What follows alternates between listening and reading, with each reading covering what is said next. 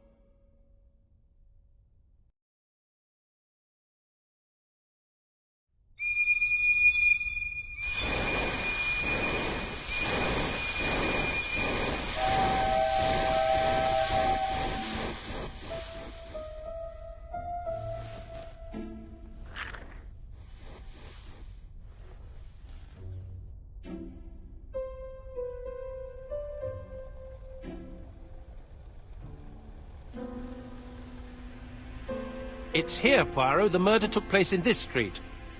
Grim place indeed. Tout à fait, Hastings. The streets of Andover are in a terrible state. Look, there's Chief Inspector Japp. He's talking with a policeman. Let us try not to get our shoes wet.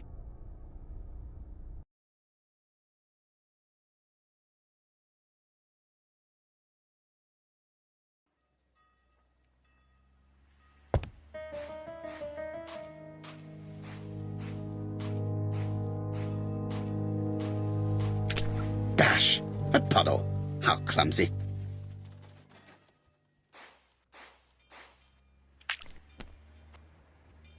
Over here, it's Hastings and Poirot. You missed the 9 o'clock train? We took the 10:30. Luckily the service is good to Andover. So, Chief Inspector, what do we have? The victim is called Alice Asher. She owned this tobacco shop. She was killed yesterday with a blow to the back of the head. At what time? Let me just check.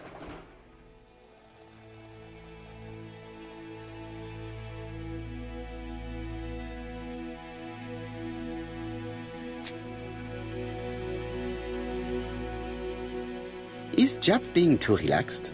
Let us find the clues that prove it.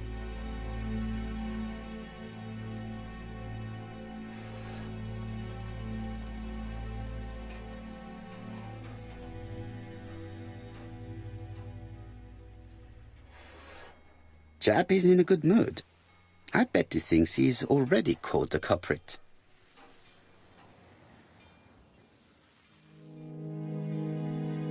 The last customer to see Mrs. Asher alive left her shop at 5:30. The body was found at around 11 in the evening by an officer doing his rounds. The shop door was open. That's what alerted him. Had anything been taken? A little tobacco maybe, but you'd hardly murder for a few smokes. There's nothing of any real value in the shop. What type of woman was Mrs. Asher? In her 50s, married but separated, no children. Her husband? Aha, Franz Asher, the husband. Alcoholic and violent. It's said that he regularly insulted his wife and threatened to kill her.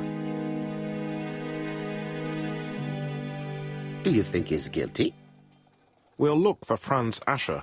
If he doesn't have an alibi, the case is closed. A very unoriginal murder. Peut-être. May I examine the crime scene? Of course, old chap. I'll be with you in a minute, Poirot.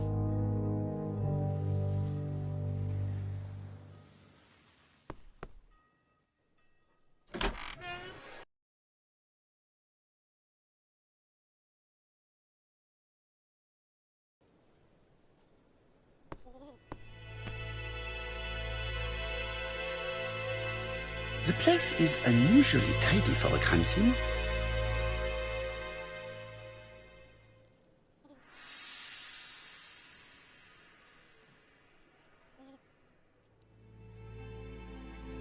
Nothing suggests any sign of a fight.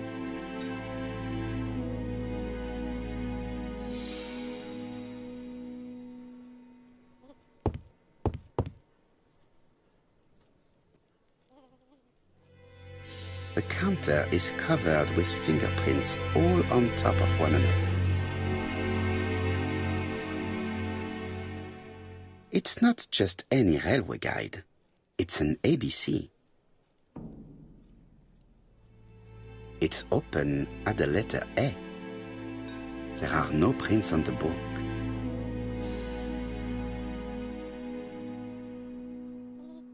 The counter is covered with fingerprints all on top of one another. Unfortunately, it will not be possible to use them. Red liquid is oozing out. Is it blood? No, it's just some strawberries that are losing their juice. They probably come from the fruit and vegetable shop opposite.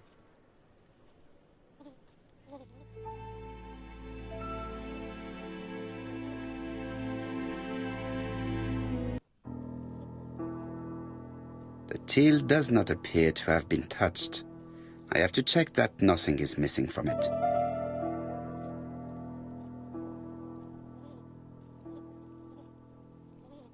Ah, a mechanism.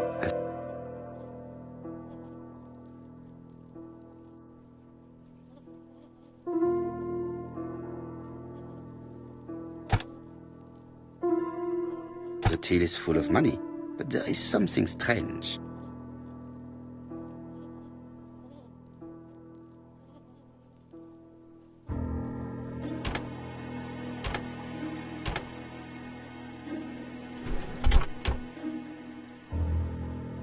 This must be the key to the back.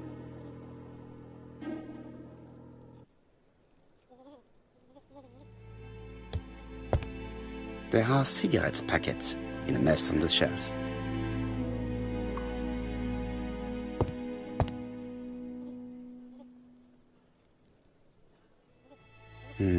The body is hidden by the counter and is not visible from the tobacco shop store. Many customers must have thought that Mrs. Asher had popped out. I can't see any other mark on the floor. This poor woman's head is resting in a very even-shaped pool of blood. She just has one wound on the back of the head. There are no other wounds or signs of a struggle. She has a packet of play cigarette next to her hand. Did she drop it when she fell?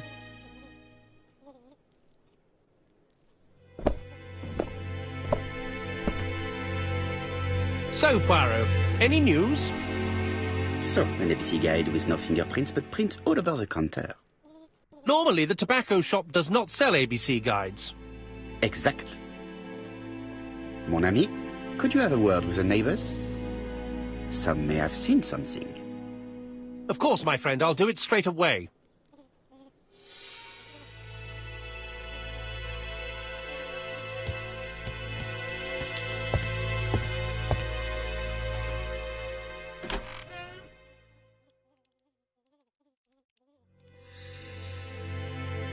What a strange box. It looks...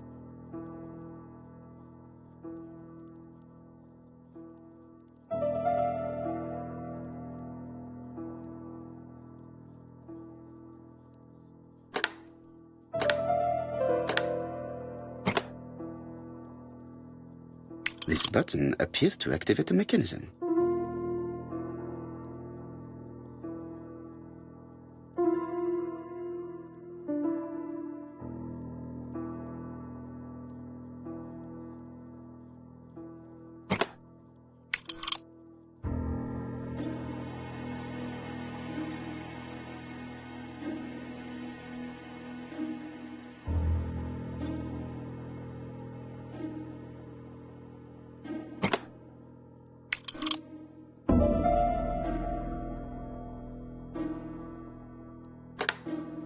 That should do it.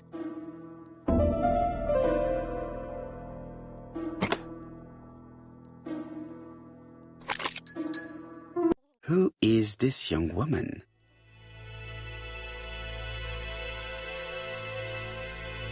To my dear Aunt Alice, Marie Drower.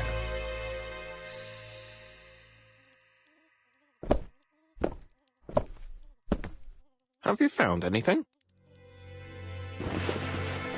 The victim has a niece. We must find her.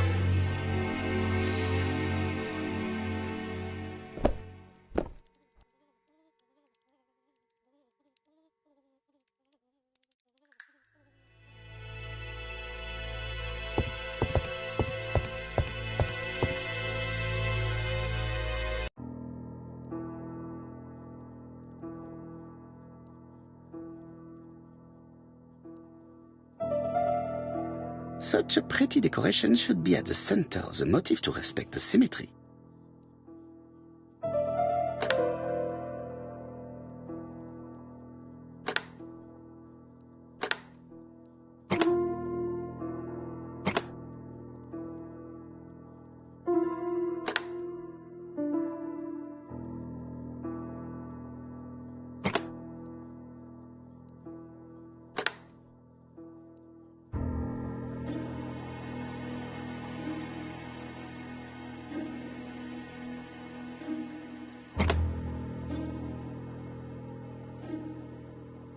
I heard a faint sound as if something was unlocked.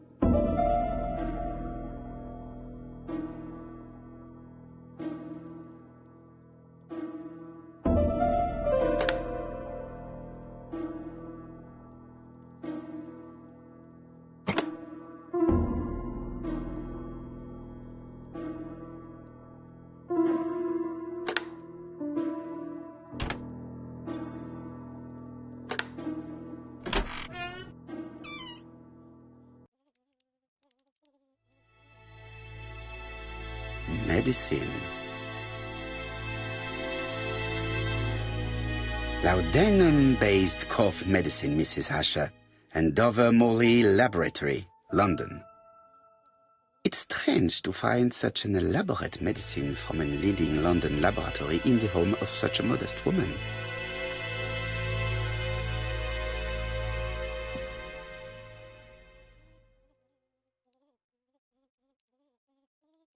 From Mr. Adam Flint, Royal Bank, Eastfield Road, Andover, to Mrs. Alice Asher, 5 Bishops Road, Andover. Dear Mrs. Asher, further to your request of 12 February 1935, I have informed my superiors of your wish to apply for a loan to acquire the lease of the shop you rent from Mr. Fairfax. Despite the seriousness of your case, I regret to inform you that your request has been denied. The amount of your personal contribution, £11, is not high enough and represents too small a part of the final transaction. I remain at your disposal for any questions. Adam Flint. Mrs. Asher's meager savings were not enough for her to own the tobacco shop, but will largely cover her funeral costs.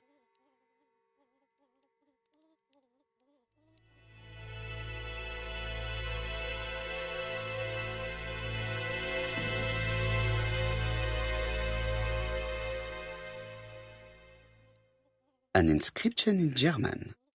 Souvenir of our honeymoon in the Black Forest. To my Alice forever, Franz Asher. The Ashers were a lovely couple when they were young. Blood. Let us now try and get our brain cells to work.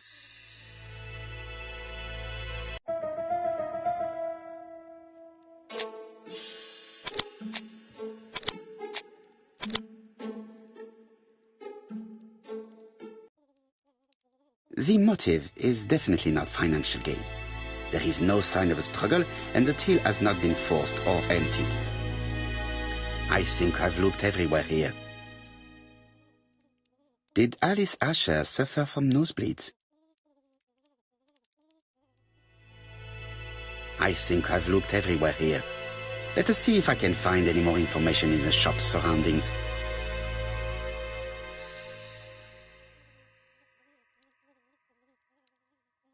This interior is very simple.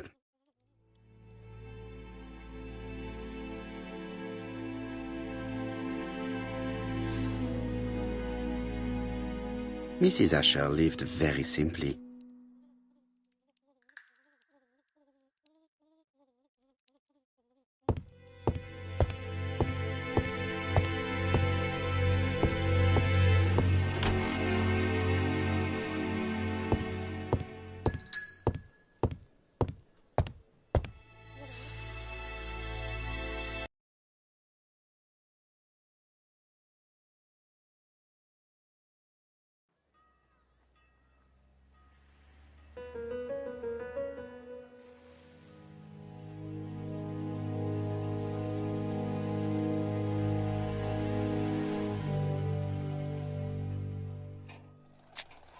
£4 a lettuce, a lovely large lettuce, £4 only.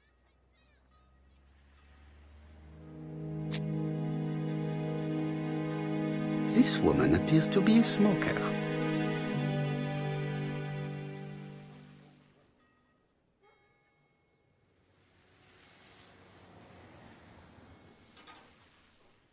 She's a big smoker. She must have been a customer at the tobacco shop.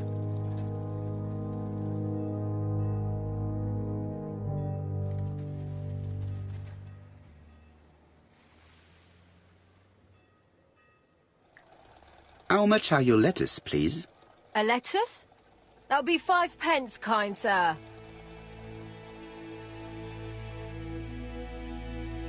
£5? That's right. Maybe so it's slightly hard of hearing. I heard you shouting, a lovely large lettuce, 4p only, earlier. Did I? Well, I must have been mistaken. Begging your pardon. But if I said 4, it's 4. Why not take 2 for 8? No, thank you. I was only asking. Did you know Alice Asher well? And for starters, who are you? I'm Hercule Poirot, the detective. Tch, you're foreign, that's for sure, with your accent and your odd way about you.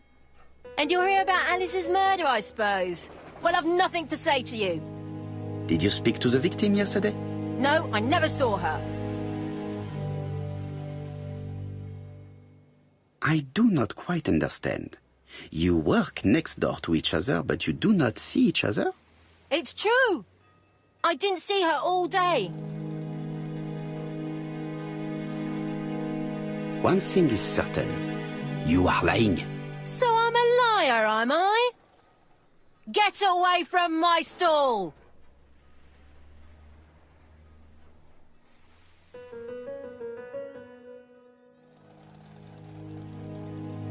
A bottle of poor quality vinegar. The smell could awaken the dead.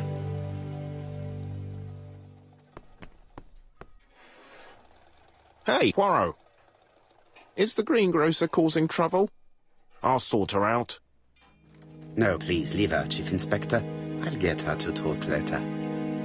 I found the victim's niece. She's waiting for you in the back of the shop. Thank you, mon ami. I'll question her. Let us now try and get our brain cells to work.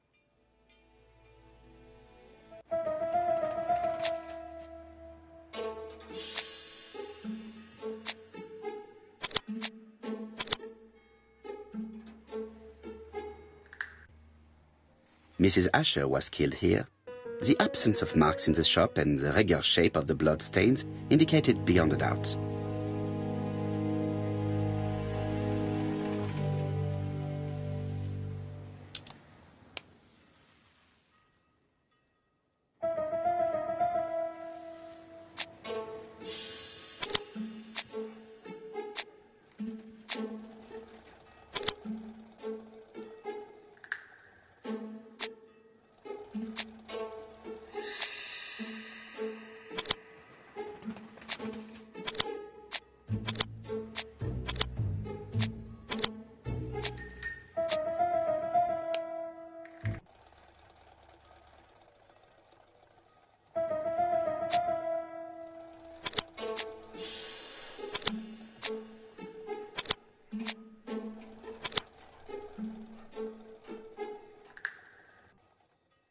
The murderer deliberately left behind this ABC as a signature. The absence of fingerprints and the fact that it is open at letter A for Andover leaves little doubt.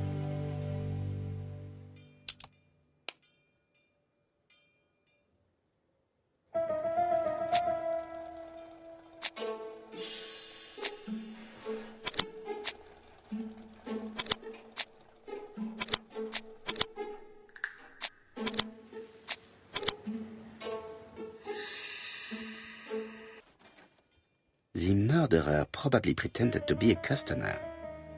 He hit the shopkeeper from behind as she turned around to serve him.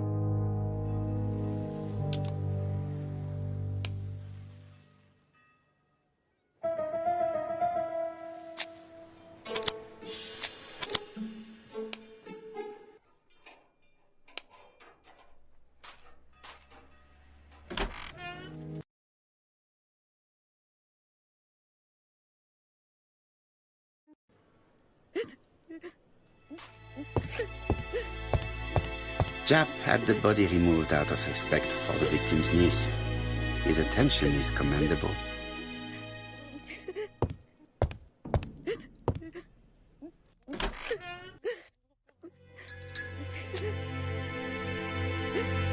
Is her grief sincere?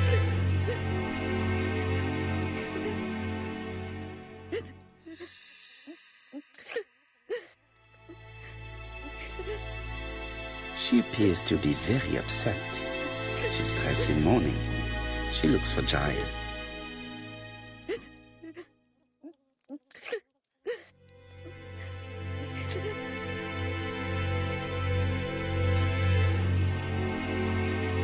You were very fond of your aunt, am I right? She was the only family I had since my mother died. Your aunt did not have any children, is that correct? No. She was separated from her husband. What do you think about Franz Asher, your aunt's husband? He never left her alone. Poor aunt. She used to drop by all the time and make a scene. You are not very surprised when you heard what happened? Oh, but I was. You see, it was a nasty piece of work, but up until yesterday it was just empty threats. He shouted a lot, but she wasn't afraid of him. Why, he used to slink away when she turned on him. He was afraid of her, if you like. Your aunt should have asked for a divorce. Oh, no, sir. My aunt has principles. Well, your aunt's principal have led her to the morgue.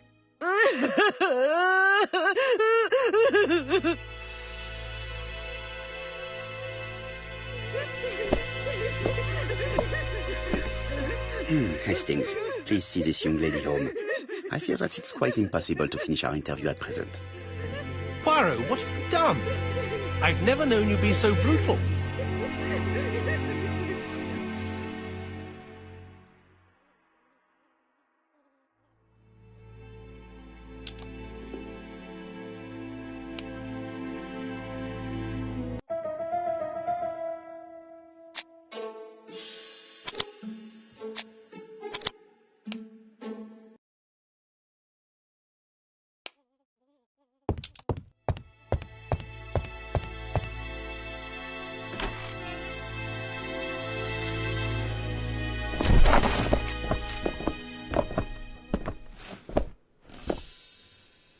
We have to wait for him to sleep it off.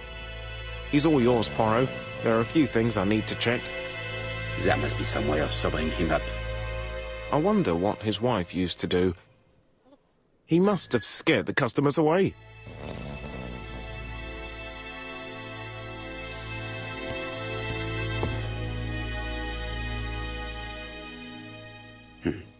A box of new stockings. It's Alice Asher's notebook. Ah, that's interesting.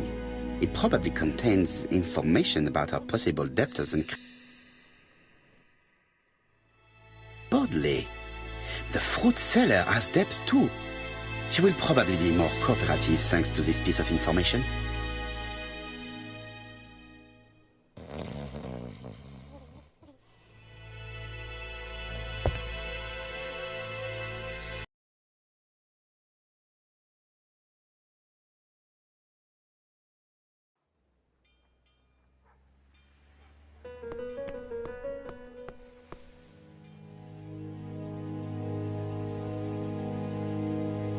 I am accusing you of the murder of Mrs. Asher.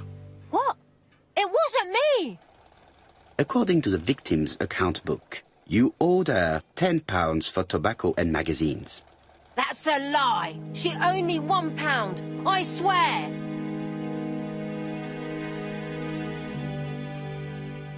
Enough lies! It's not lies.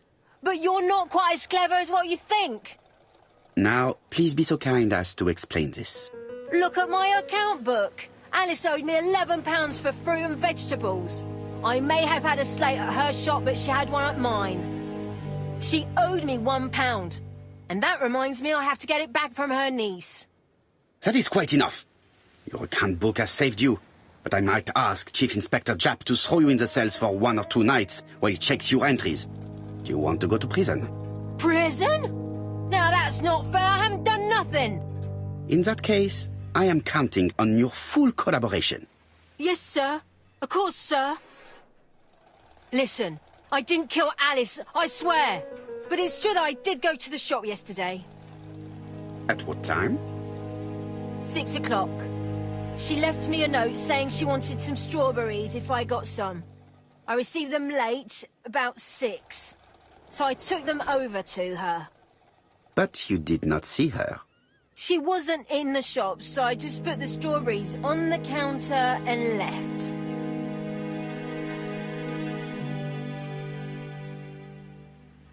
Did you steal anything?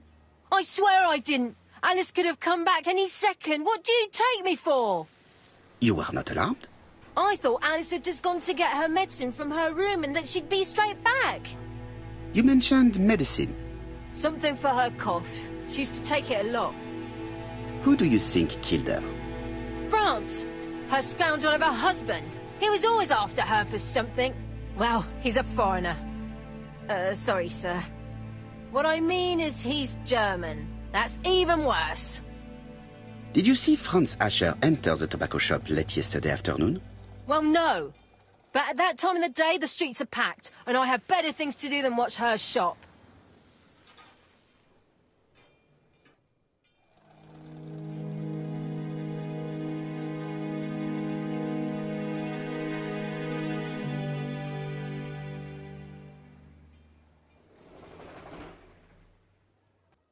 I'll just borrow your bottle a moment.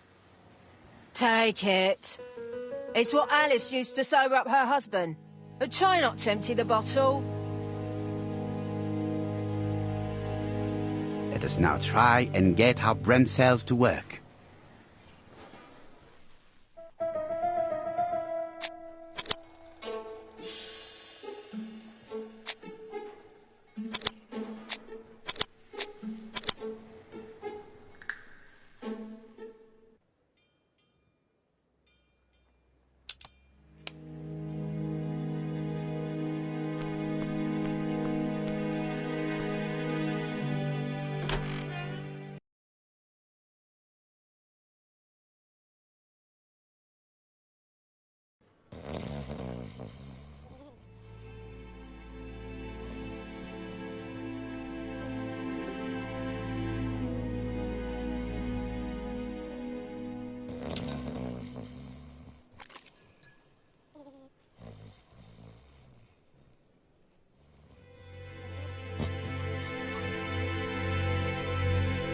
Mes amis, I can say without a doubt that poor Mrs. Asher was killed between 5:30 and 6.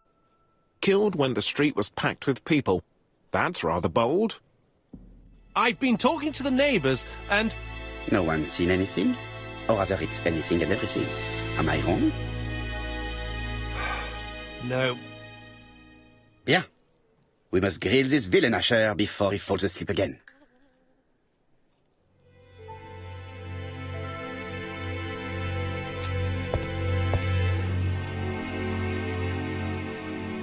This man is in rather a bad state.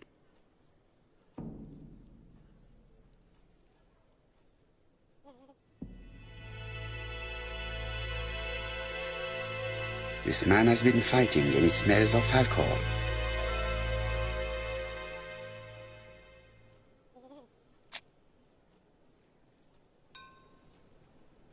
We know that you threatened to kill your wife, Asher. So what? You shouldn't take things so seriously, sir. Nothing but empty threats. We didn't get on all that badly. So, If things were going so well with your wife, why did you not live with her? She was the one that left. Nothing to do with me, sir. You can't have treated her very well for her to run away. No, sir, no. I wouldn't say I'd ever laid a finger on her, but it was only normal. She was my wife. Are you often involved in fights? I don't know what you mean. Asher, look me in the eye and tell me that you were in a fight. I'm looking. No, I wasn't in a fight. You are right. Looking at the state of you, you did not defend yourself. So someone gave you a good beating. A beating? No way.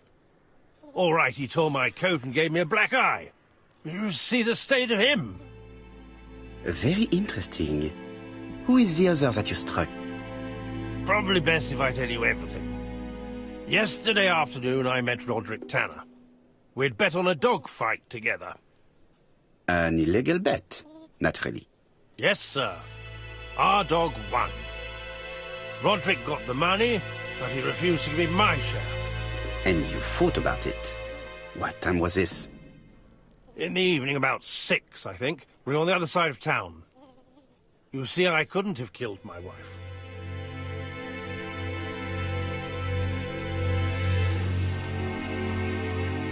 Asher's alibi appears to be confirmed. All the same, I'm going to call and check that he did have a fight with this Tanner on the afternoon of the murder. You can never trust this sort of chap. One thing is certain, Asher was a ruffian who used to beat his wife. But he is not very educated. It certainly was not him who wrote the letter signed ABC. Let's resume, Hastings. We know the murderer pretended to be a customer. He did not kill her for money, that appears to be certain. I agree with you on that point. And the murderer left an ABC guide as a signature. Therefore, it's likely he wrote the letter. Indeed, but that doesn't explain why and how he did it. You are quite right. Why he did it is a mystery. But as for how he did it, we do know enough to try and reconstruct the events.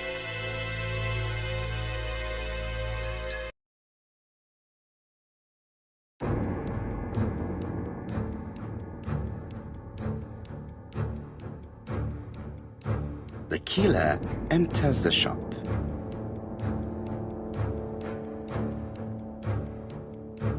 Mrs. Asher turns around to greet a customer.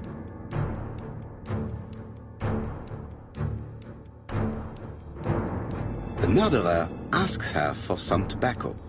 She turns her back to him. He seizes the opportunity to strike her. He then places the ABC upside down before leaving. Everything appears to match the crime scene, mon cher Hastings.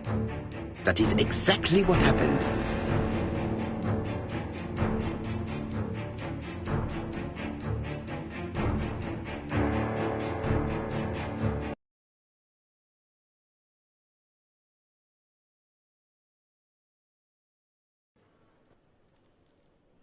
Asher has a strong alibi and we don't have any other suspect. But what was the point of this crime? She had no debts. She gave Franz Asher money regularly. She wasn't owed money. Nobody stood to gain anything. No doubt about it, the murderer is insane. And I fear that we had not heard the last of him. I hope you're wrong for once. Bien, let's go back to London. If we hurry, we should catch the 7:02 train. Are you coming? No, unfortunately, I have to talk with Andover police. See you soon, then. Are you coming, Hastings? Let's go home. There's nothing for us here.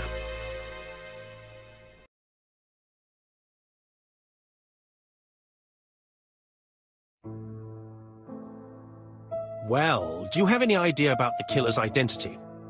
The crime was committed by a man of medium height, with red hair and suspicious eyes. He has a slight limp on the right foot and a wart just below his shoulder blade. Poirot! Mon ami, what do you want? You fix upon me a look of dog-like devotion and demand of me a pronouncement à la Sherlock Holmes. Now for the truth. I do not know what the murderer looks like, nor where he lives, nor how to set hands upon him. What shall we do, then? Nothing. Nothing? Do not be so impatient, Hastings. The killer will manifest himself soon enough. I thought I heard the postman. Maybe there's some news. I will go and see.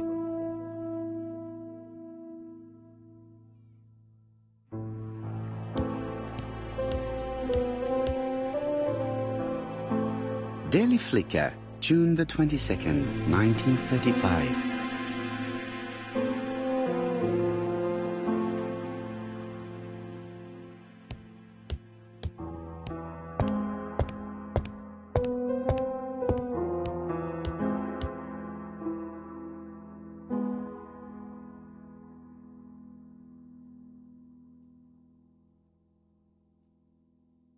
Andover, Hampshire, population 31,200 inhabitants.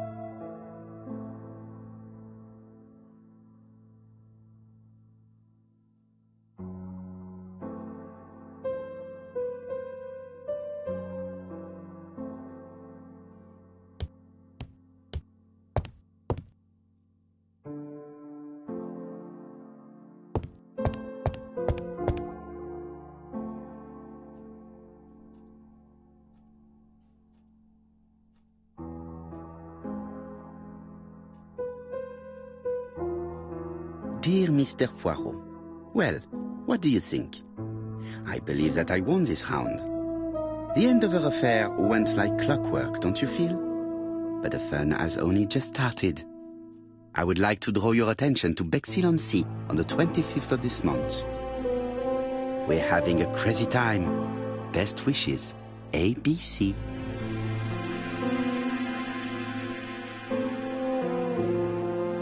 The next crime will be in Bexhill.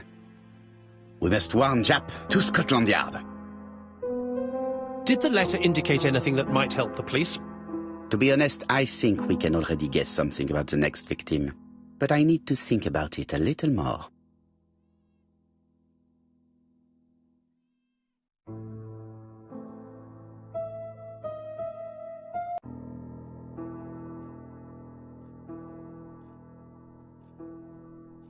Let us examine this more closely.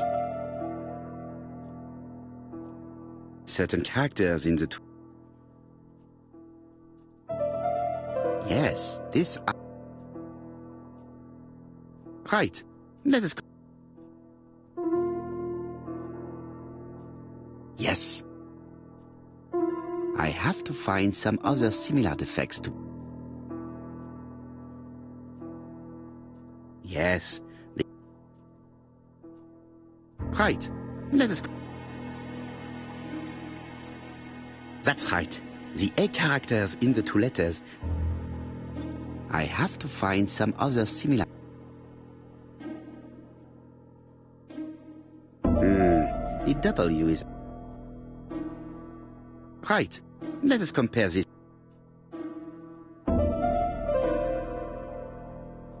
Of course, the W... My theory was right. These two letters were written with the same typewriter. Both letters were written on the same typewriter and show the same characteristics. You surprise me, Poirot. You usually ignore material proof. But there is nothing usual about this case, Hastings. Nothing must be overlooked. Let us now try and get our brain cells to work.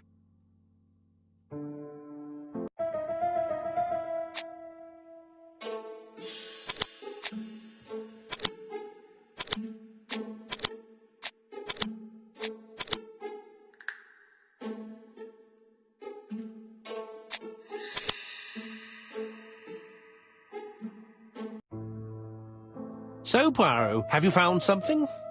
Oui, I believe so. But I am afraid it is not enough to stop the murderer. Let us go and see Chief Inspector Japp. I will explain there.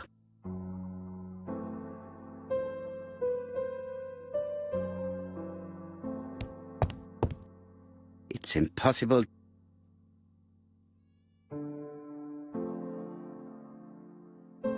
Ah, some cool hair.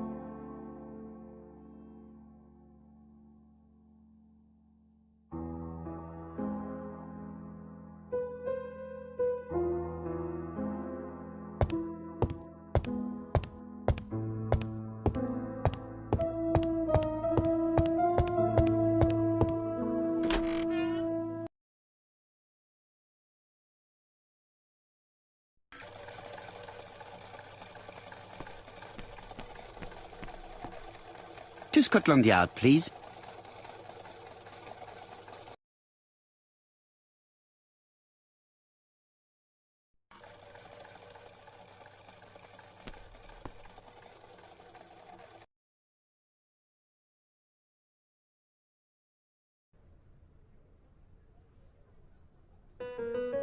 Like all hunters,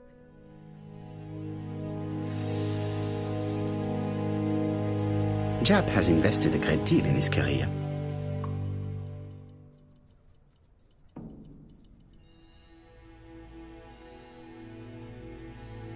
Jap is an investigator greatly respected by his peers.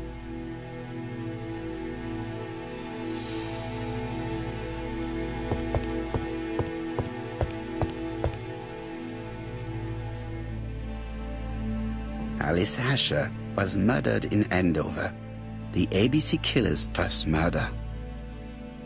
London. I really like this city. One thing is certain, you never get bored here.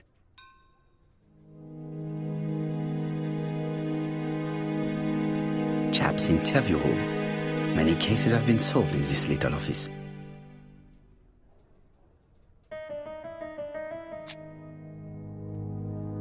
Jap appears to be snowed under.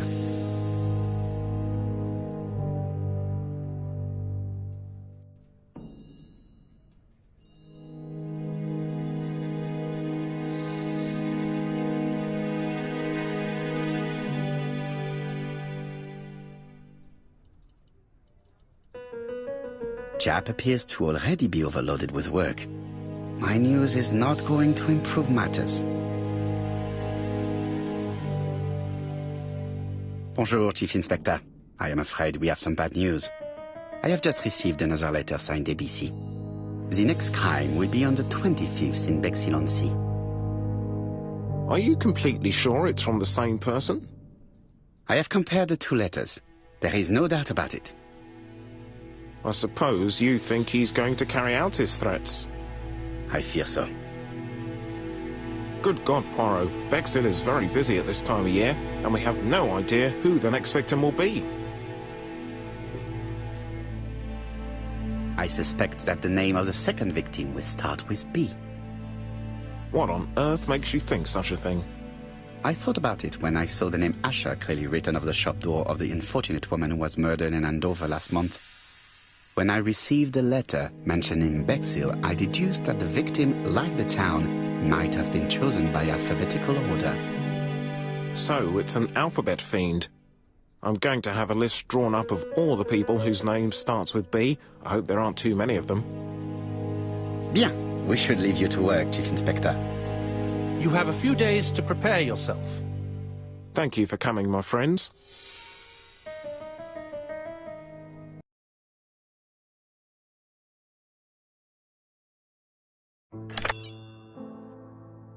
Poirot? Chief Inspector Jap, your call does not bode well. Indeed, we have just found the body of a young woman on the beach in Bexhill. An ABC was placed on the body. We'll be there as soon as possible.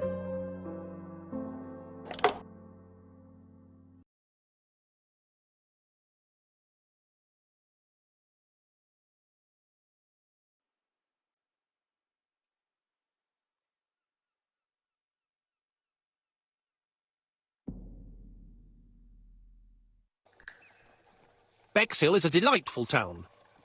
It would be nice to come back and visit. I do not entirely agree. Walking at the beach damages my shoes, and it hurts my knee. So the years have not spared you, my friend. It's the same for all of us. That is exactly what I said to myself when I saw you back from your travels. Poirot! Do not be offended, Hastings. I can see Jap waiting for us. And from his face, I would say that things are not looking good.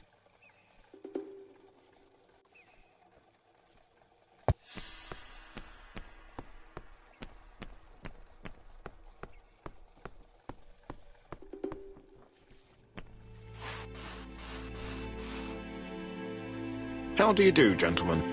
Chief Inspector? I fear your admirer has struck again, Poirot.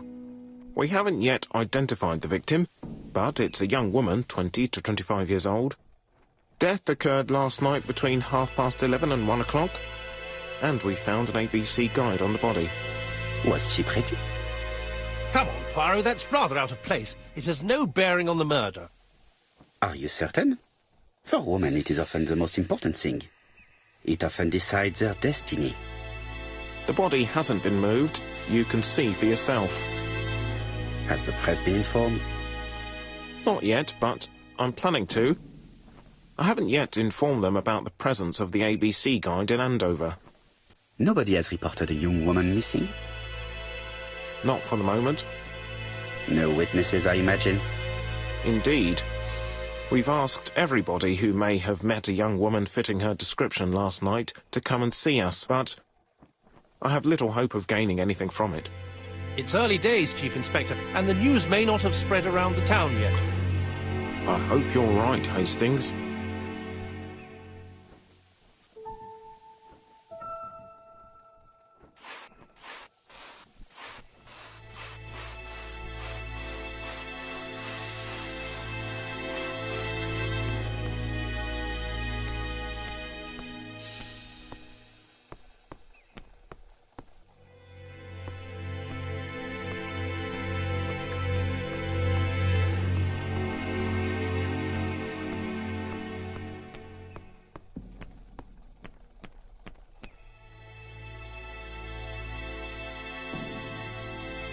Bexhill seems to be a pleasant little town.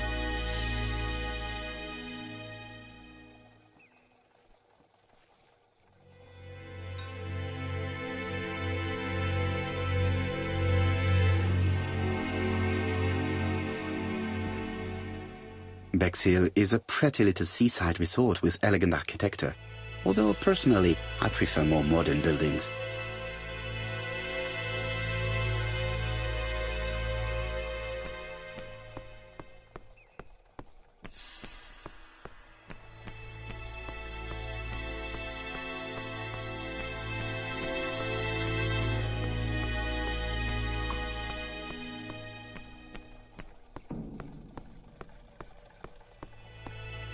I have a few more details I wish to clarify before visiting the Ginger Cat. With all these tourists,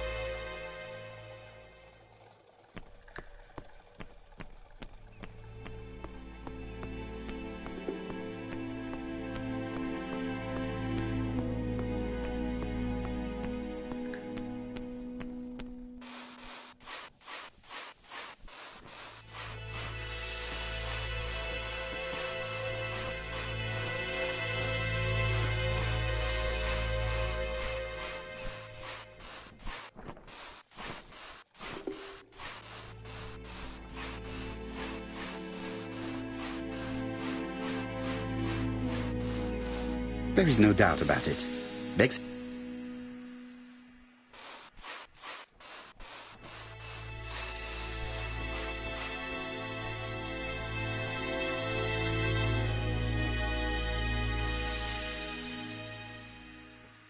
The guide is open at the page for the Bexhill train times.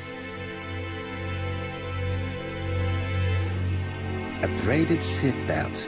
It may have belonged to the victim. These marks have been left by a rope or a braided cloth. She was a great beauty. Strange that chap didn't notice it. The key is... Apart from the marks on her neck, the young woman wasn't wearing shoes or a coat and was not carrying a bag. That's strange.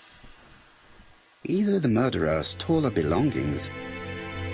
Let us now try and get...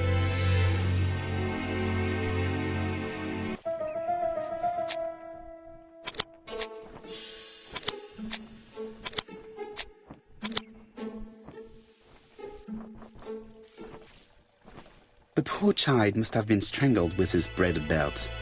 Unfortunately, in view of the fabric, it is unlikely that we will find any prints. Let us now try and get our brain cells to work.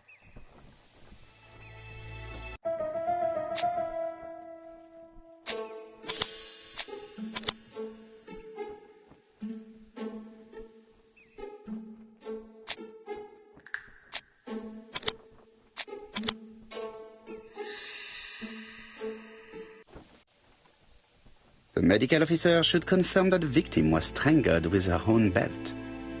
That's what I thought. She shows the usual signs of strangulation.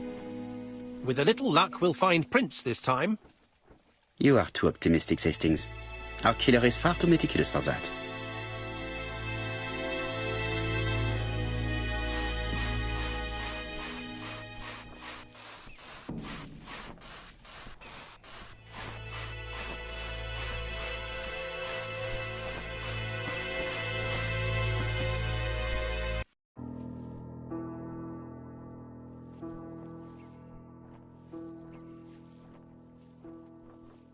A dual locking.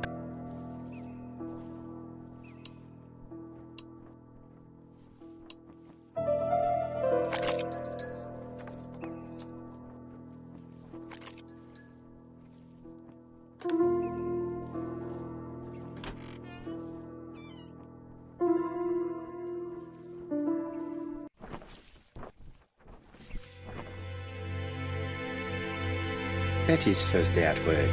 Mom is very proud of you. Elizabeth Barnard, 7 August 1931. So, the young lady did have a name starting with B, and she worked as a ginger cat.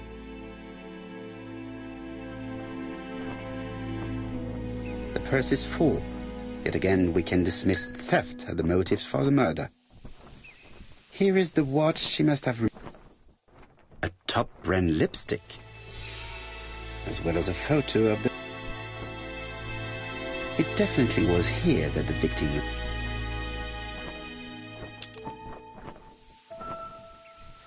Jap has... Elizabeth... Never mind. Yes, she... You are far too impatient, Hastings. Let the poor people take in the news first. Let us go and visit the cafe where Betty worked.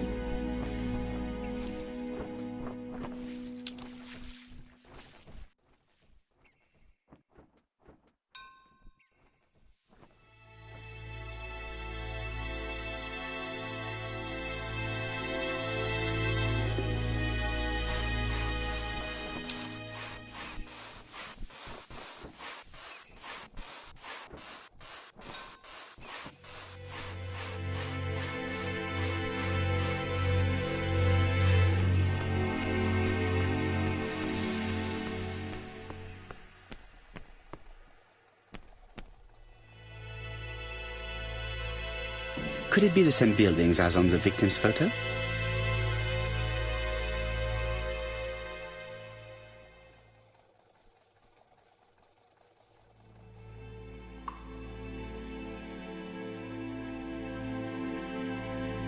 This is definitely where the photo I found in the hut was taken.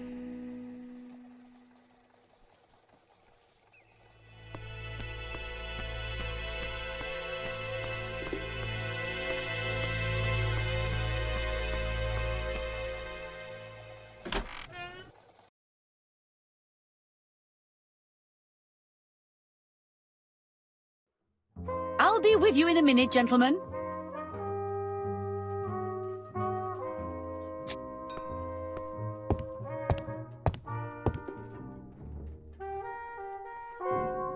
Something tells me that she's the owner of the ginger cat.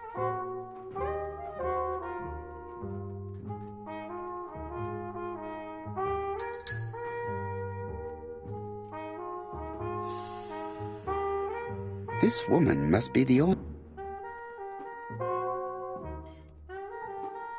How can I... A hot chocolate. I'll bring it... What a pity. I don't have any chance.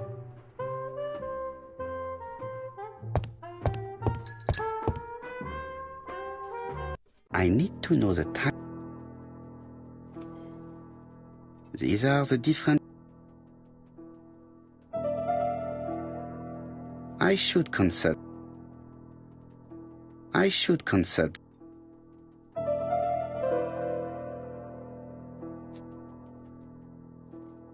Where is Betty? Betty worked from 11.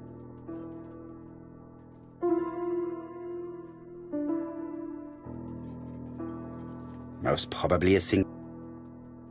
This bill may have...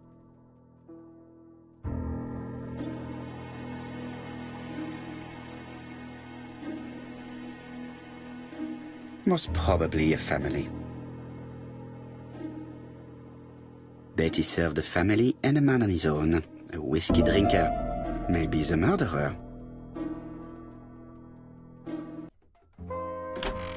But, gentlemen, what are you doing?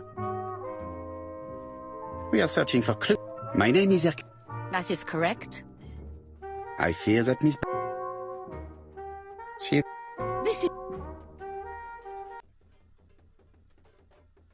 Do not be so sure. Miss Barnard's tragic death may be a good advertisement for you. It makes one despair of human nature. Poor young girl. She was a hard-working and pleasant young woman. I didn't know her that well. She'd only been here for 2 summers. I know that she had a young man. He used to call for her sometimes. This photo was found. Is this him? Yes, that's him all right. But I haven't seen him for some time. I find young people today very hard to understand. You needn't tell me that. A few weeks ago, they argued just outside the cafe. Imagine what my customers must have thought. I hope for you that it was an isolated incident.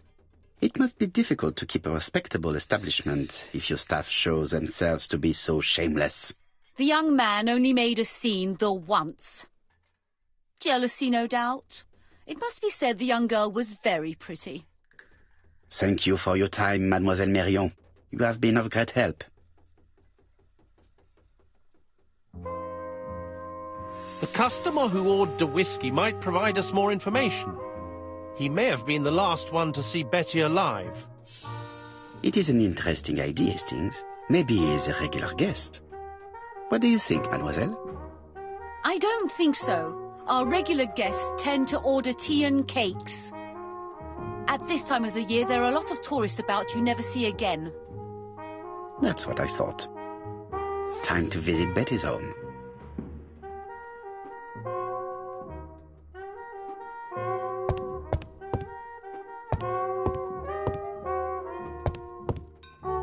This is a well-laid...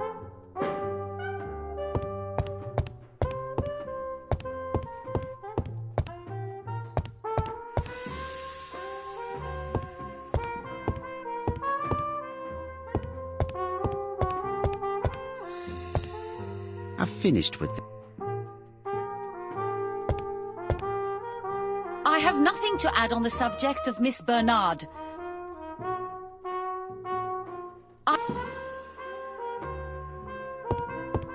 Miss Marion is not the... Miss Marion...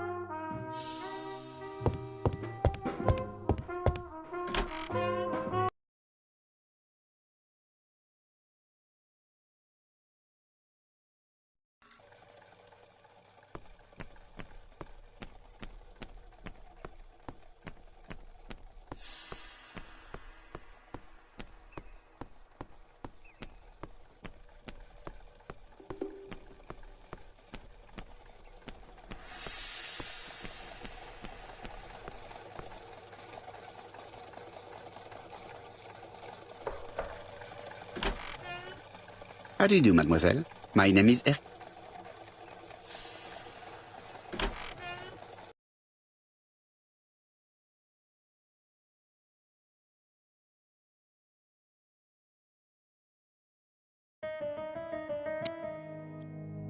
Her new dress. She wanted a pair of black stockings to go with it. Mother brought her a pair. The very day it happened. She was crying. And to think that Betty never even wore them. Poor Mummy.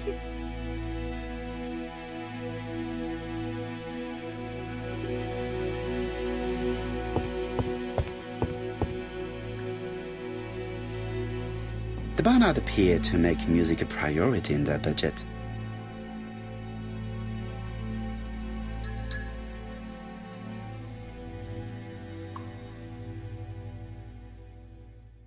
Their home is modest, but the Barnards are definitely music lovers.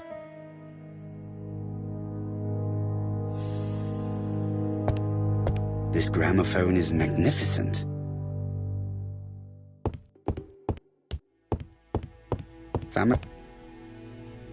Family photos and fire.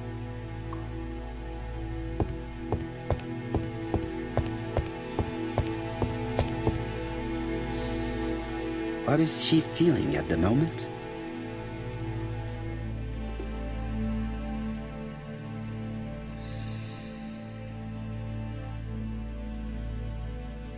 Betty's older sister is not just sad, she's angry.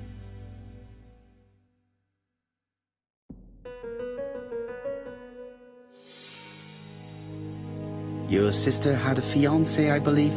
Yes, he's called Donald Fraser. A very nice man. A hot-headed man by all accounts. You are quite wrong, Detective. Don is serious and reliable, and has a good position at Court and Brunskill estate agents. He would have made Betty a very good husband.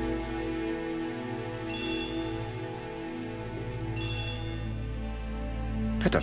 Betty's room is opposite the stairs on the first floor. Feel free to take a look if you think it might be useful.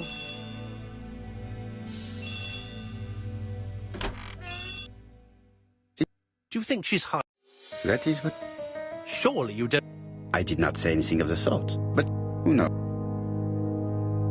We have to study all scenarios. While I try and get Miss Barnard to talk, I would like... Bring him to the Ginger Cat. I would like to talk with him before the Chief Inspector finds him.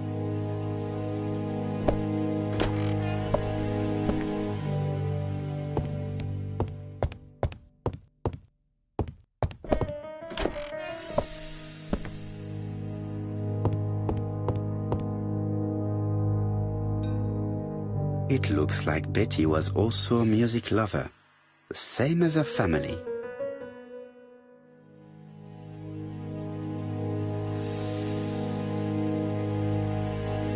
Without a doubt, Betty used to sing.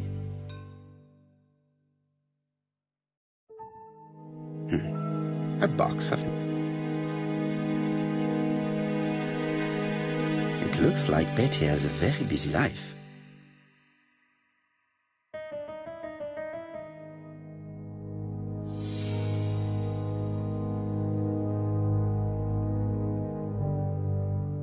Betty liked luxury and going out. And being as pretty as she was, she probably did not have any problem getting herself invited. Looking at all the clothes she took out,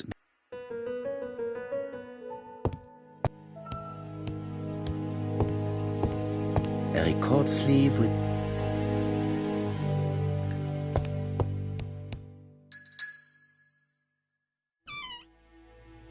this medicine to prevent voice loss.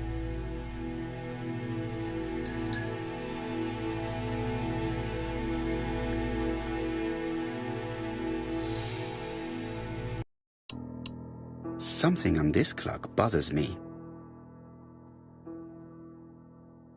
There, that's better.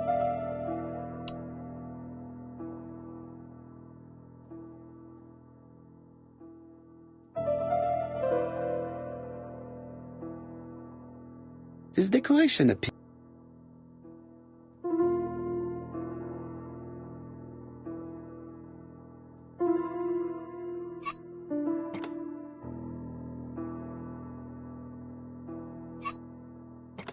Good.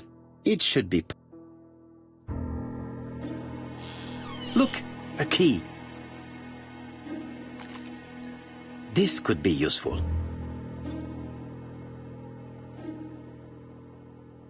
What a strange mechanism.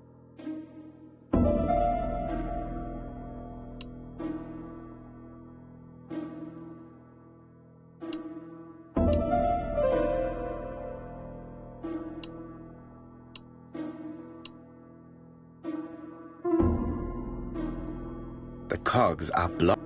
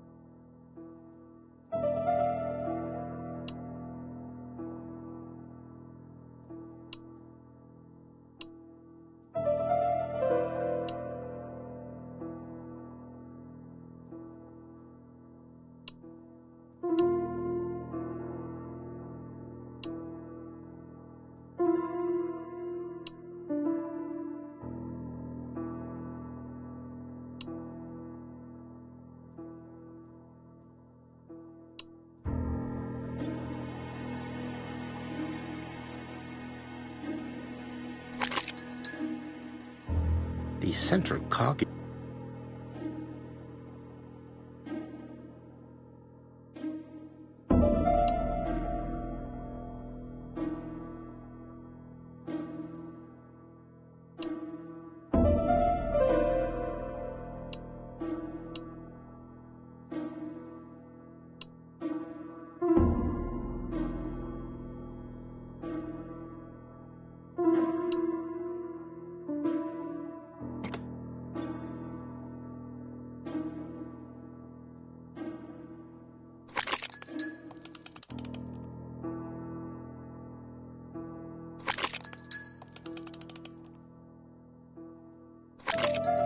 Ah, something clicked on the...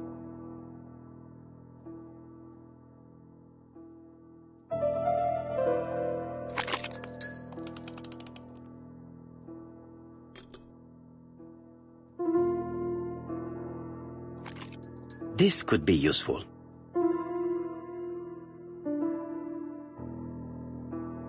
Betty, I enjoyed a wonderful evening in your company, and I hope that we will see each other again very soon. D. My dearest Betty, I know that your art is already spoken for, but you are the most beautiful dancer I have ever had the pleasure of meeting, and I am impatient to see you again. Adrian.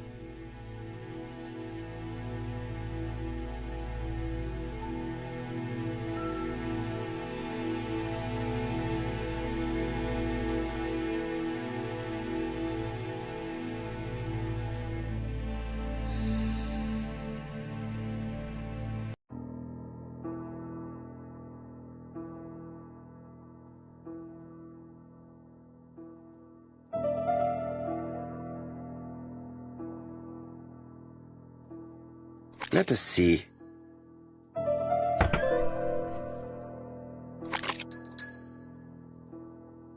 This looks like solfaing.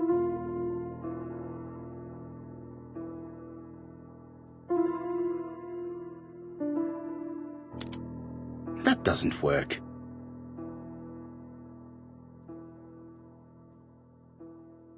I cannot open it.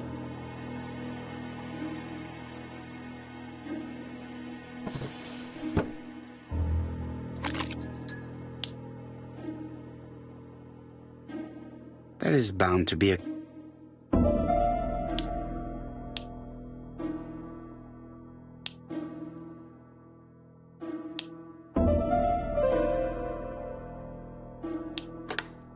I heard the sound of...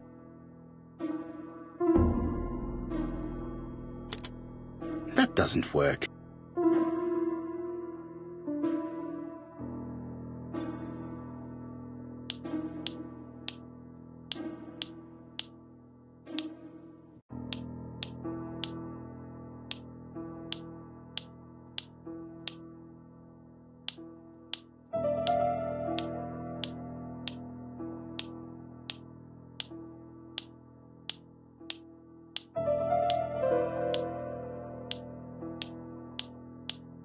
I just have to put the record...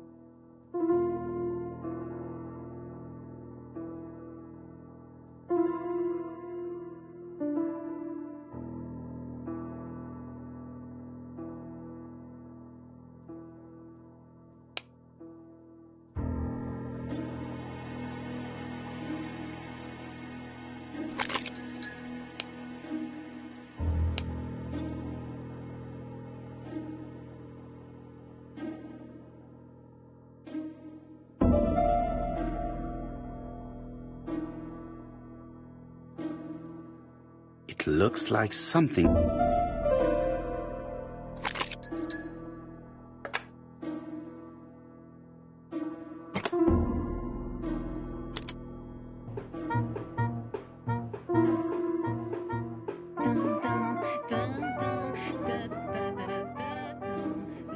Oh, Donald!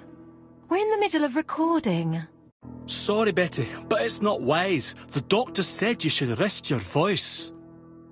You're such a killjoy sometimes.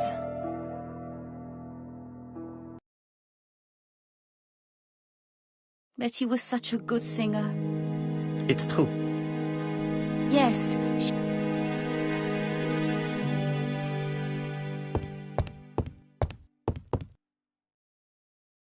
It looks like this woman is single, but she has feelings for someone.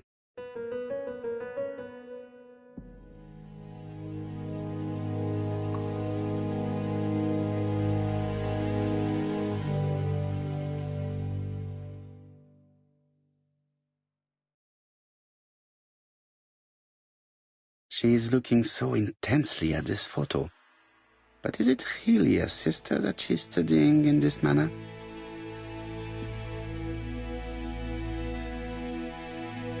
They made the perfect couple, am I correct?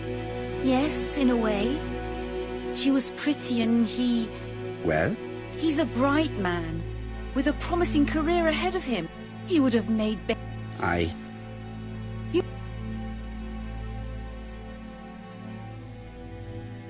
You have not mentioned Donald's jealousy.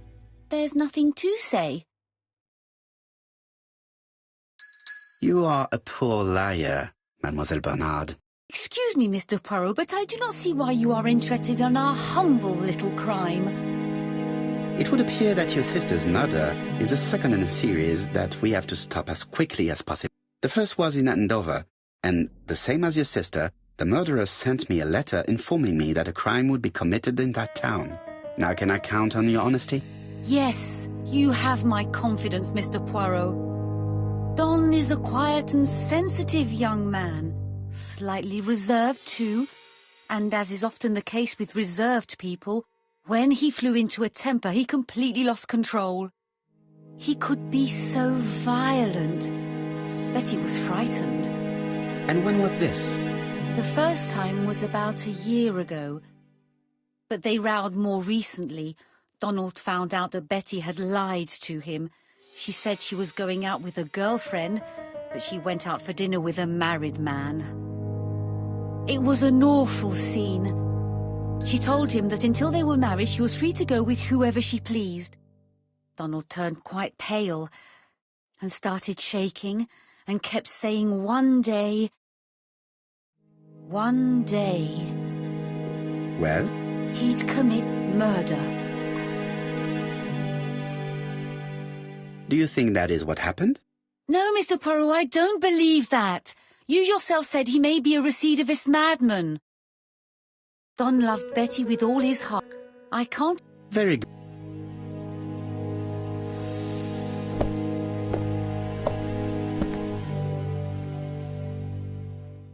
Fraser is at the Ginger Cat.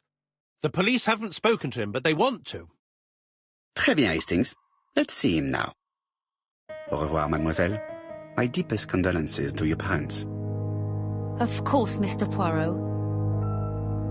And don't be too hard on Don. Let us now try and get...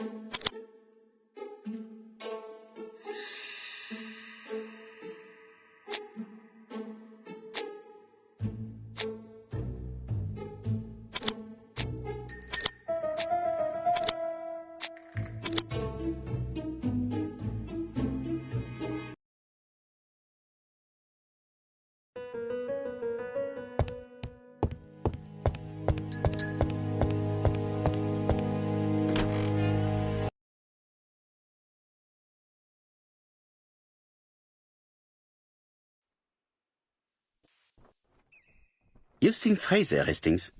What is your feeling? He's a big... I talked to... Bien. Megan Barnard said he is a reserved character but with a nasty temper. We will see if this is the case.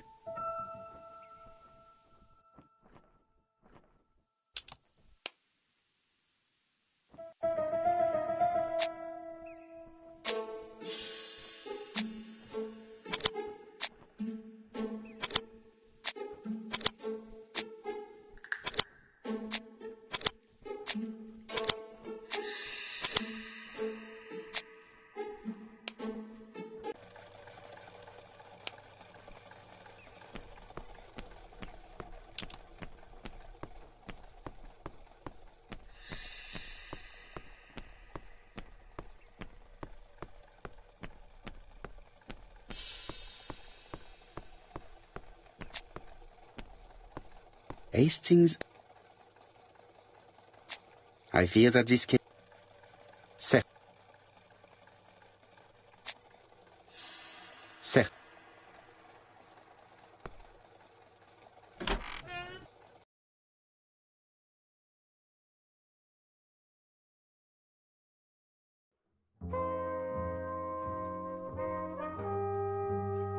How do you do? Yes.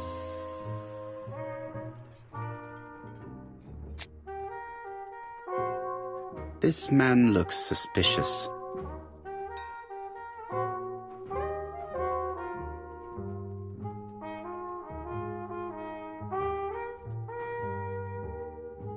Donald Fraser is in a terrible state, as if he hadn't slept all night. And he's drinking White Horse. Leave me alone. Tell me that it's some... Sadly... Oh...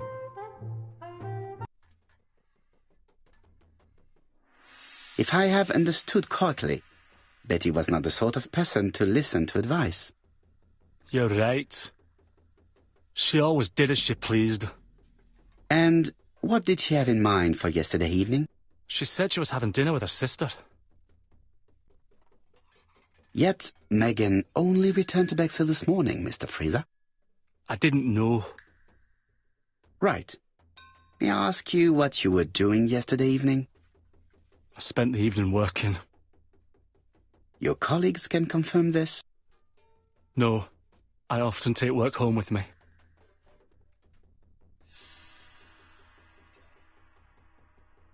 Therefore, you have no alibi, Mr. Fraser? That's right. But that doesn't make me a murderer, Mr. Poirot. I would like you to leave now, please.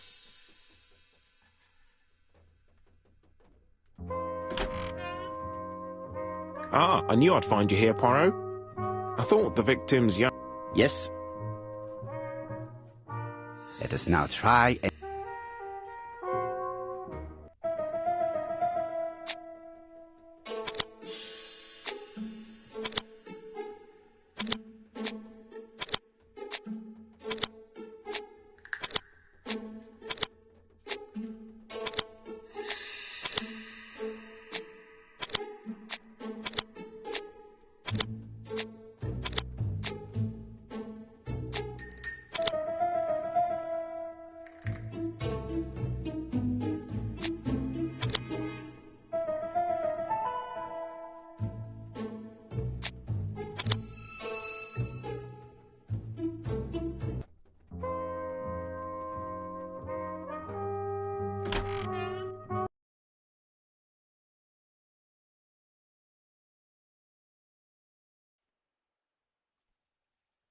Fraser doesn't have an alibi and he's extremely jealous.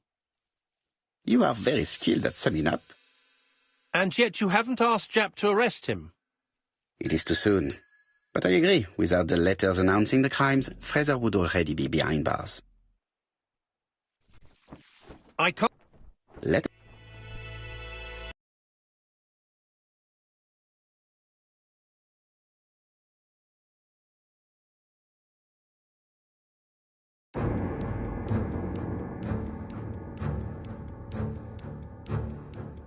The killer and the victim are walking on the beach.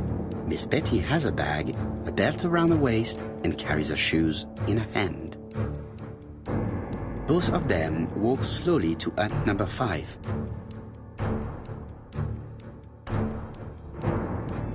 Both of them walk slowly to hut number 6.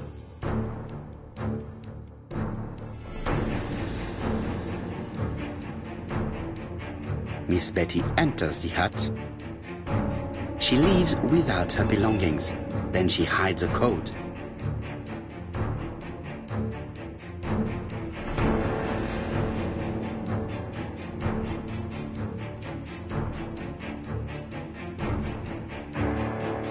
They keep walking. Then she removes her belt. The murderer moves behind her and then attacks her by surprise. The body falls, lifeless, on the sand. Everything appears to match the crime scene, mon cher Hastings. That is exactly what happened.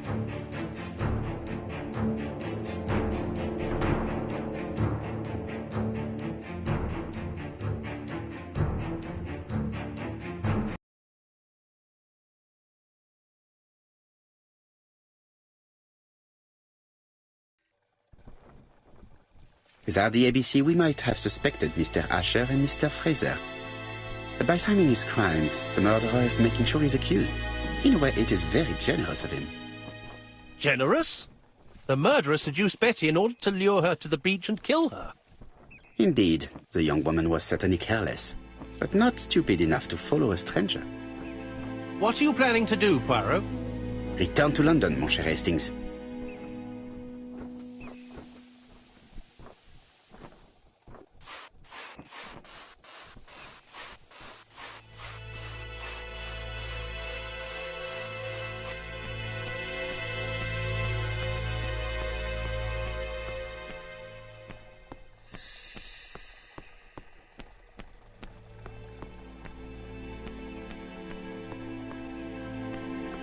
Right, back to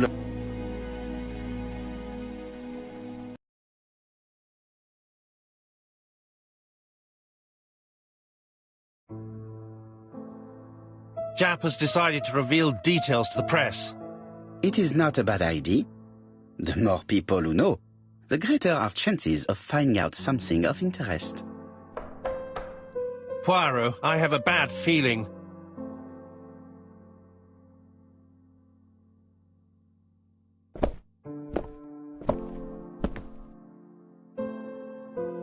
Poor Mr. Poirot, not so good at these little criminal matters as you thought yourself, are you? Rather past your prime, perhaps. Let us see if you can do any better this time. This time, it's an easy one. Churston on the 30th. Do try and do something about it. It's a bit dull having it all my own way, you know. Good hunting. Ever yours, ABC.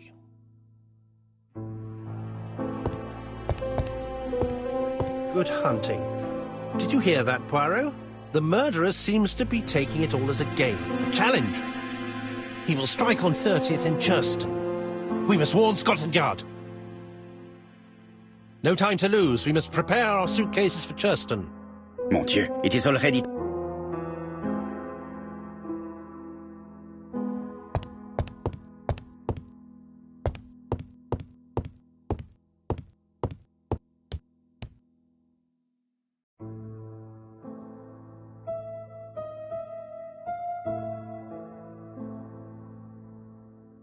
Hastings' photo album. He is very proud of his bag.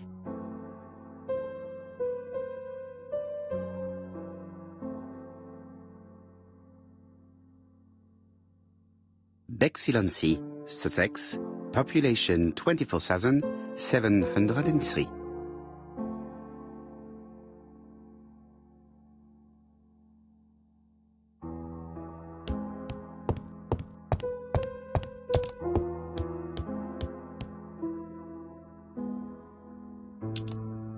Daily Flicker, July 30, Indeed. Daily Flicker.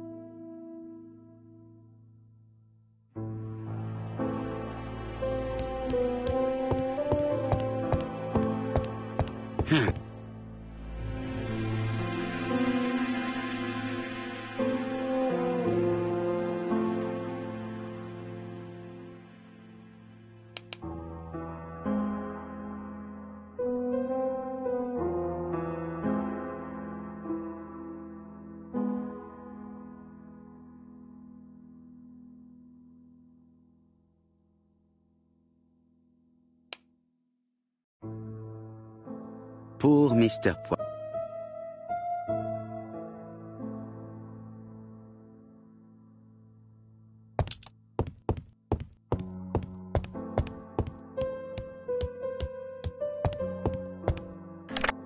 Hello, Jap. Where and when? Interest. Today? It is not a good.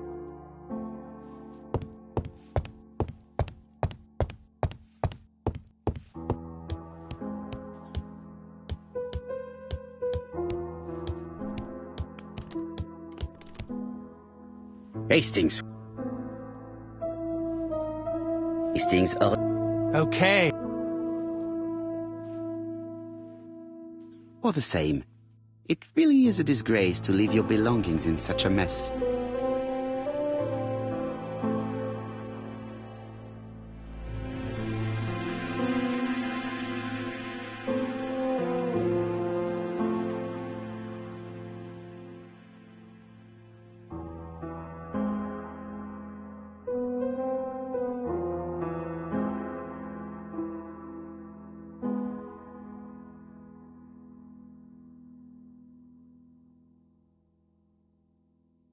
Voila! It only took a minute. Poirot, you were right. I've just consulted the ABC guide. There's no hurry. The next train... You see, there is no need to hurry. We will not... But why has the murderer...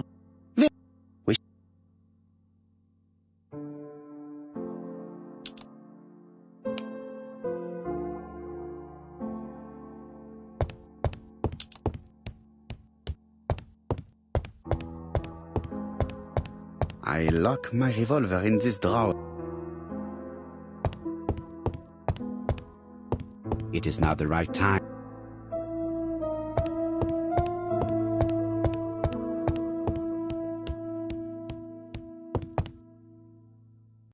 Right, let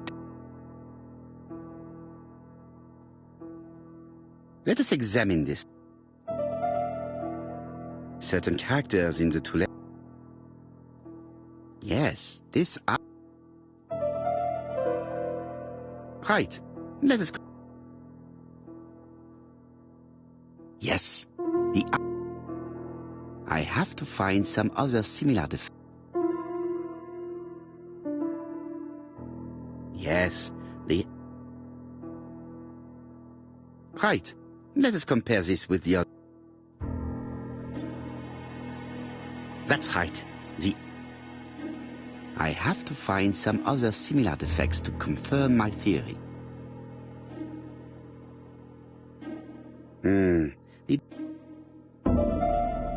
Right. Of course. My theory was right. These two letters were written with the same type. Let us now try and get...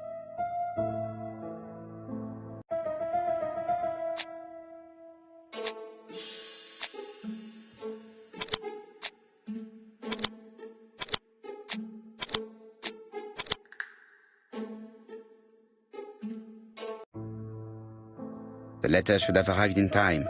The postmark shows that it was sent 3 days ago. However, our man made a mistake in the address, which explains the delay. All the same, the post office took their time correcting the error. Come on, Poirot. Your address is not quite as well known as that of Scotland Yard. Poirot, the telephone...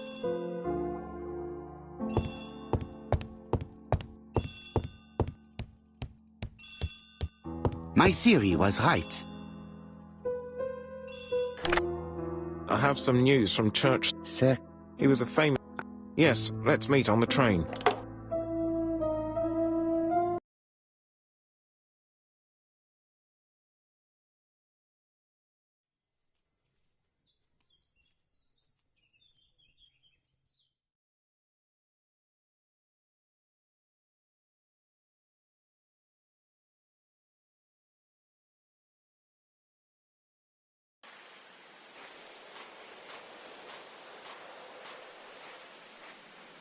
The victim is called... It appears Miss... you go.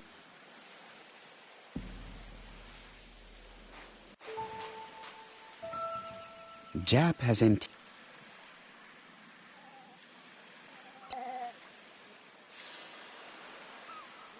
It is pointless.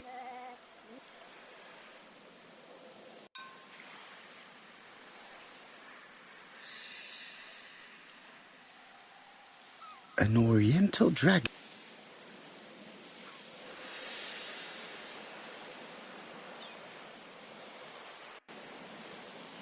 Nothing appears to be...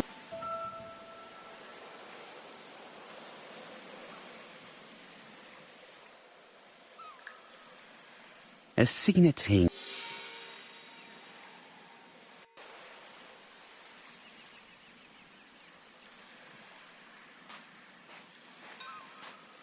The vegetation.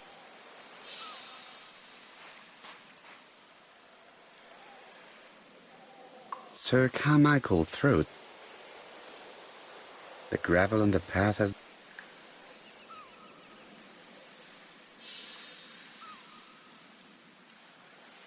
An ABC guide.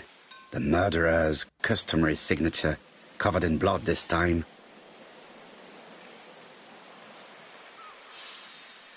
Apart from the wound to the...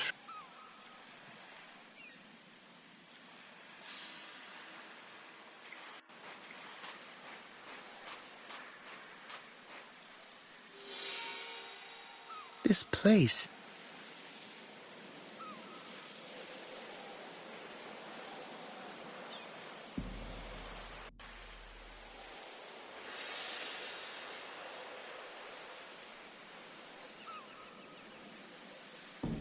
The site is exceptional. It is easy to imagine that Sir Carmichael used to enjoy stopping here every evening.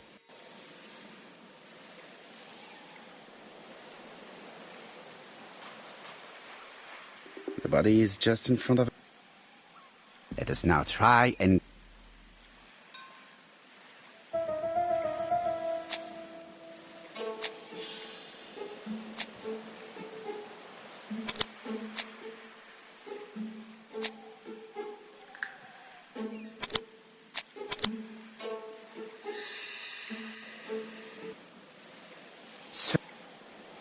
Let us now try.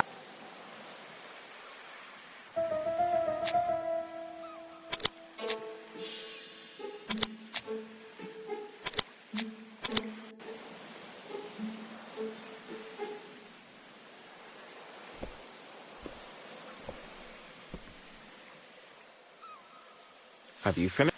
Chief Inspector. The killer has... Quite right. He must... The murderer struck with terrible savagery. Yes, blood flowed. Have you spoken? I've spoken.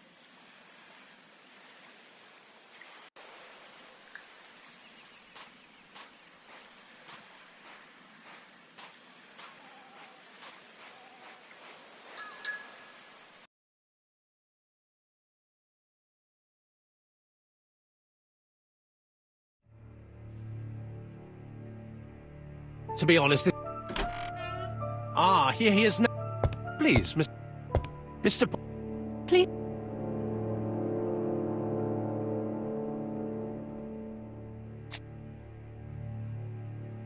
There is something elegant about her.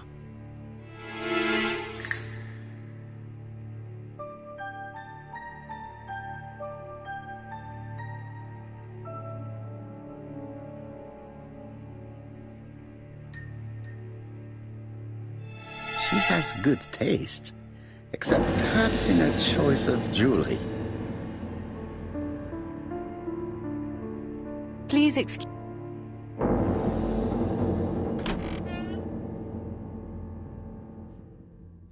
It is a once-in-a-lifetime. My brother's wife is great.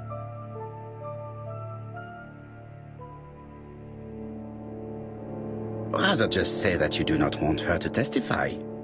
You don't seem to realize her condition. She doesn't even know he's dead. Sorry, but it's not possible. Of course, I understand. Someone set a trap for your brother. Who was familiar with his habits?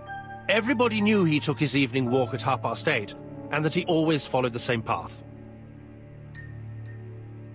Was it your favorite novel? The Railway Children by Edith Nesbit. I know it's a children's book, but it's enthralling. So it was you who found the body? Yes, along with the gardener. Have you seen any strangers around the house recently? No. As far as I know, nobody has been near the house.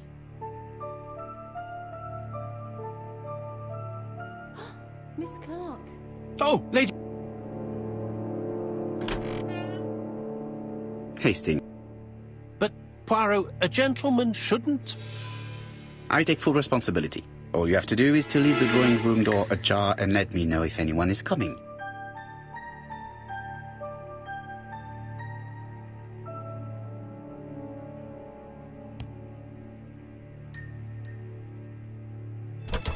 It's locked.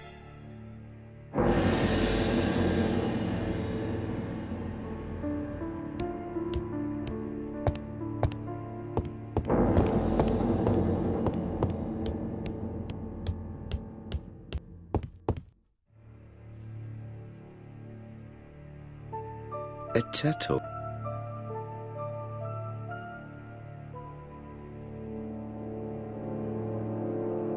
A tiger.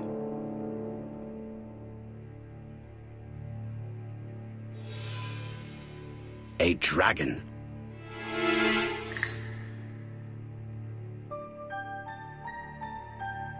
A crane?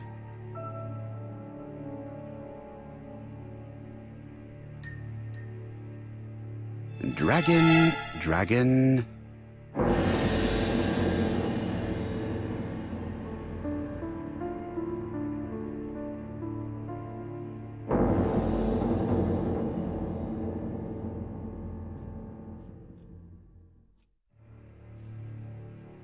Comside's private.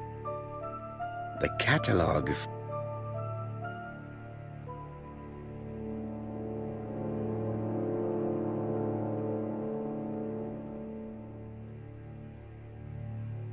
A turtle.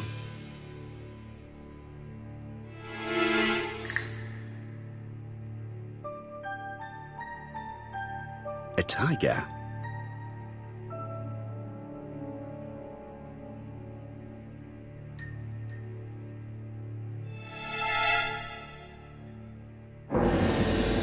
Dragon.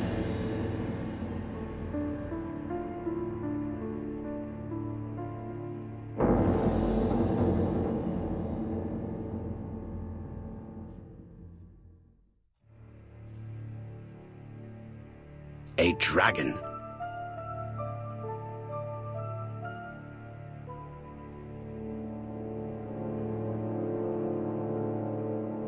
It is an emperor.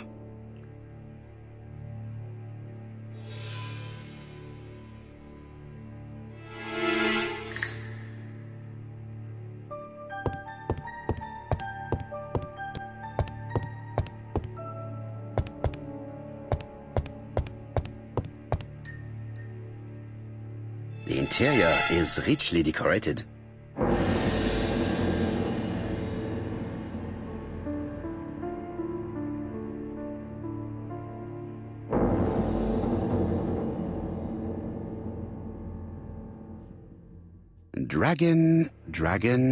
Dragon. Sir Carmichael showed himself to be very consistent in his collection's theme.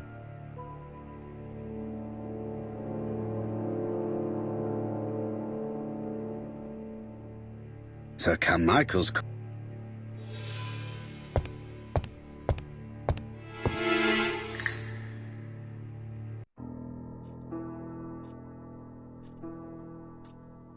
Turtle, the dragon, the crane and the tiger. I think I've already seen this motif somewhere.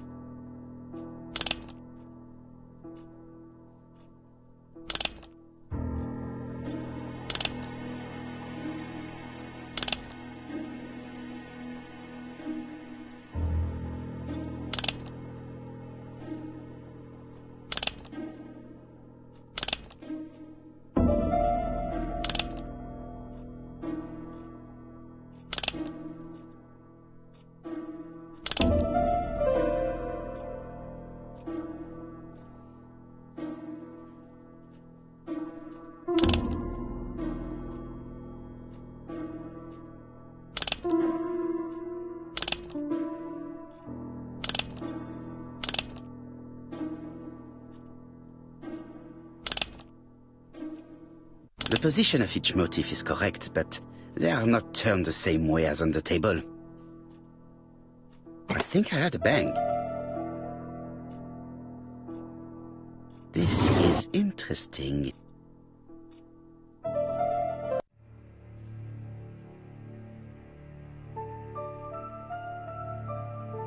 Ernest Logan. Lady Clark, I estimate that these daggers.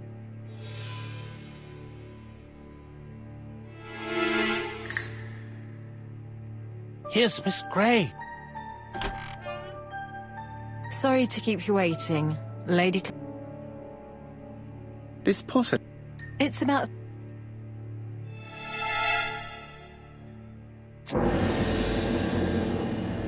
She appears to be very flustered.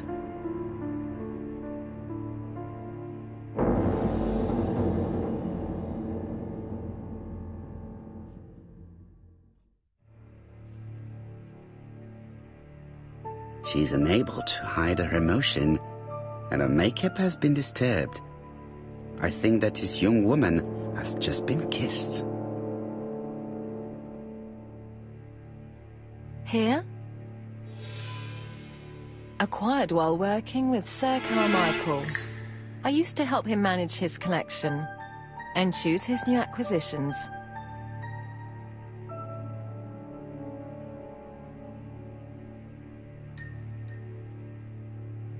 And sometimes, he used to give you a piece as a gift, is that right? Gift? What do you mean? I am referring to your brooch. This old brooch? Mademoiselle, you know perfectly well. I am talking about the magnificent brooch you were wearing earlier. Yes, you're right. Sir Carmichael did give it to me. He valued my work. How could I refuse? He would have been offended. I see. Now that your employer is dead, there is no reason for you to be wearing these jewels. I don't understand, Mr. Poirot. Have you seen any strangers hanging around in the past few days? No. Nobody has been near Comside. What were you doing yesterday evening at the time of the murder? I was sleeping. I was woken by the telephone at 11. I heard Franklin Clark speaking with the gardener. They left with some lanterns and they found the body. Am I right thinking that something is going on between you and Franklin? How dare you ask me such a question? And you? How do you dare kiss your good friend in the house of a dead man? Mr. Poirot, you are behaving despicably.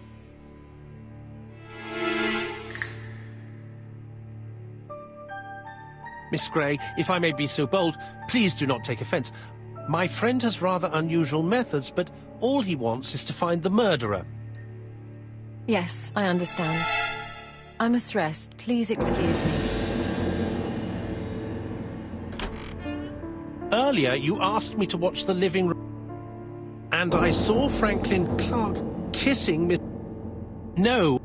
Well, the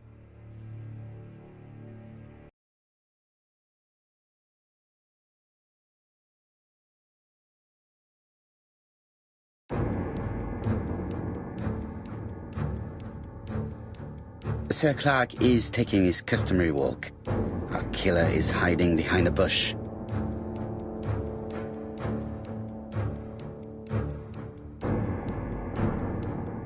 The old man walks quietly along the gravel path.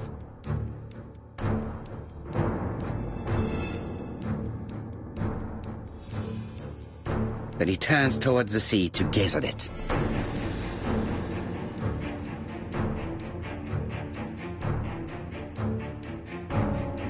The killer leaves his hiding place on the right-hand side.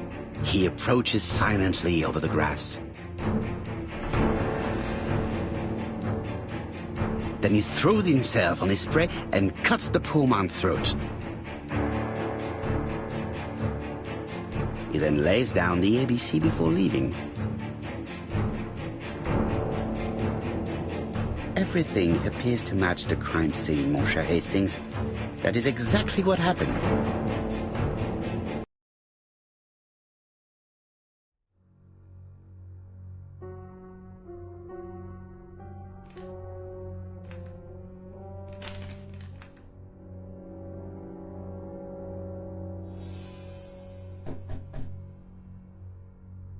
Oh, just a minute. I'm getting dressed.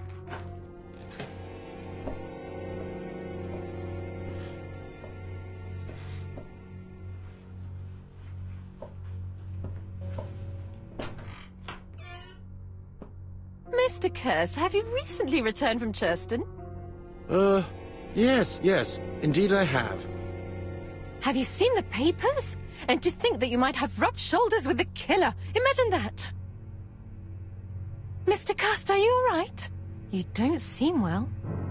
My apologies. My throat is burning and my head feels heavy. It's ever since the war, you know. Since my injury, my head has never been the same.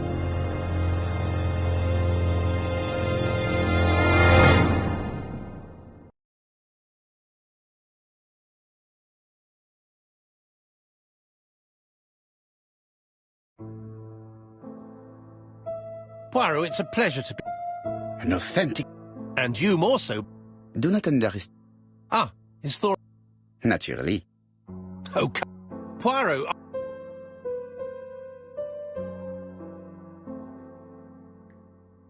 I should take advantage.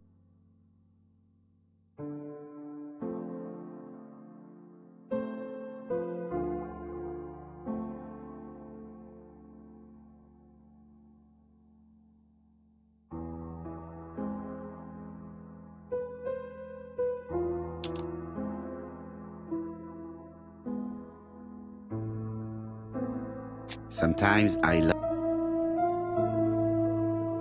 The song says...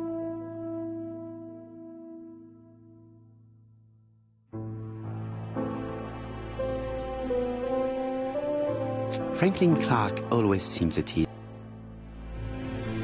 I ought to concentrate on...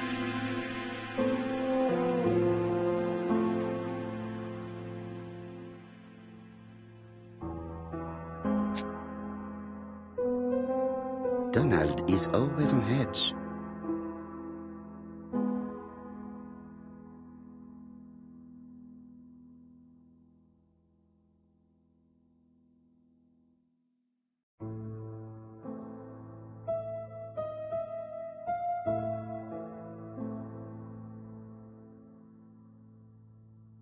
Donald Fraser is very nervous at the moment, even if he's trying hard to control himself.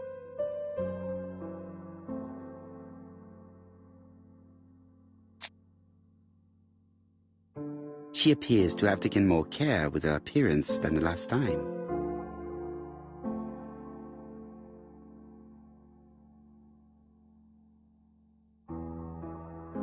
She's looking at Mr. Fraser out of the corner of her eye. Did she make herself beautiful for him?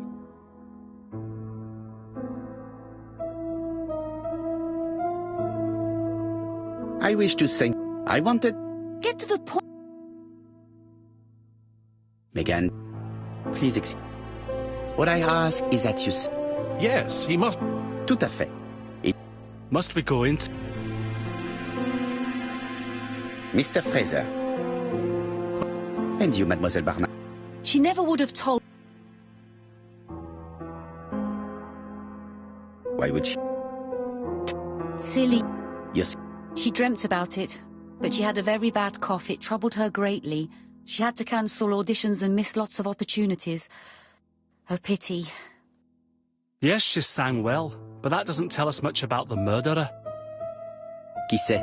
In any case, we now have enough information to draw up a relatively precise psychological profile. Let us now try and get our brain cells to work.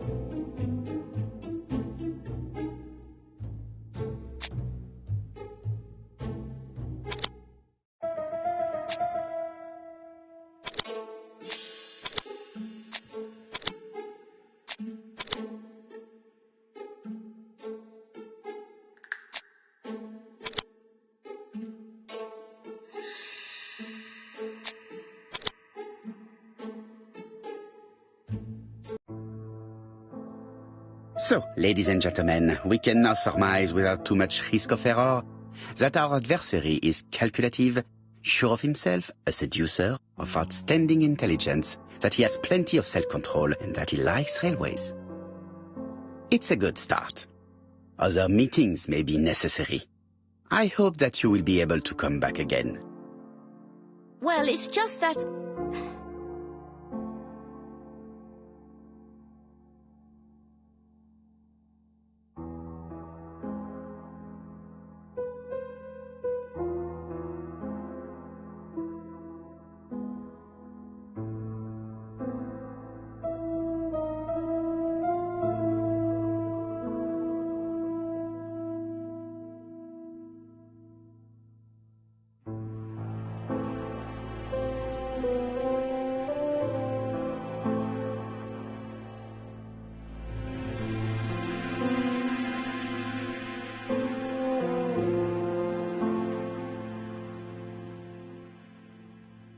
Is something bothering you, Mary? Well, Mr. Poirot... It's normal that... Oh, sir. But you must. Mademoiselle... Mr. Clark, that... Well, someone has to foot the bill. Mr. Poirot... But of course. Thank you all for coming. We will meet again soon. The meeting was most fruitful. Hastings, I believe now we have everything we need to find a Let us now try and...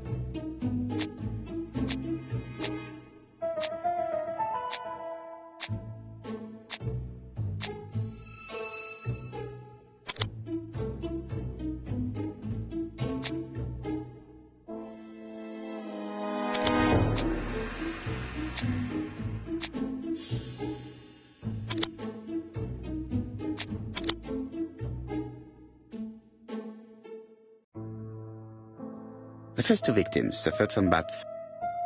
It would pay...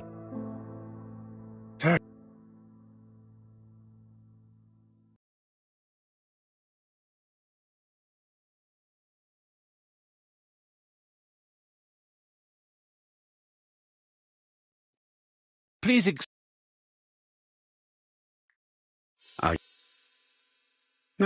I'll be... Thank you, Mr. Clark. Have a nice trip, mademoiselle.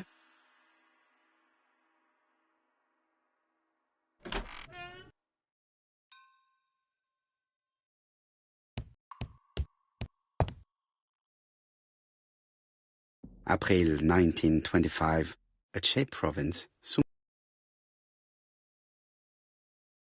April.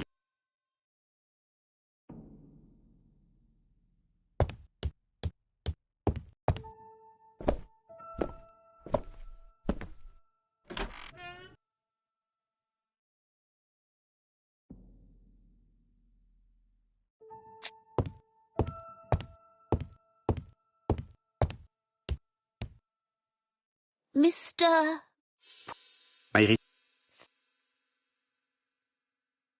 The telephone...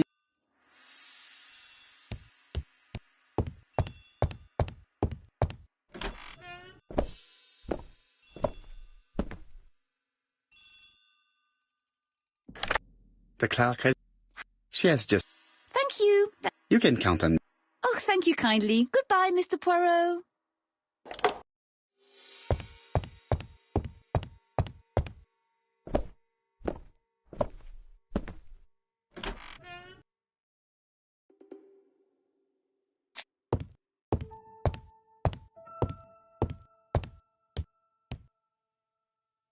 This poor woman is very ill.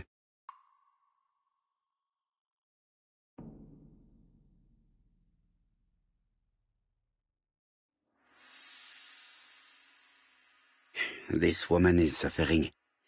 She is in no state to have a conversation.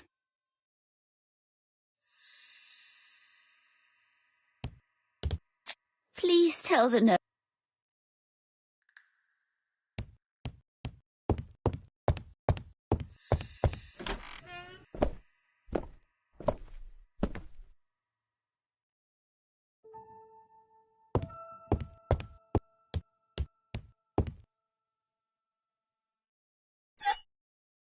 Here is...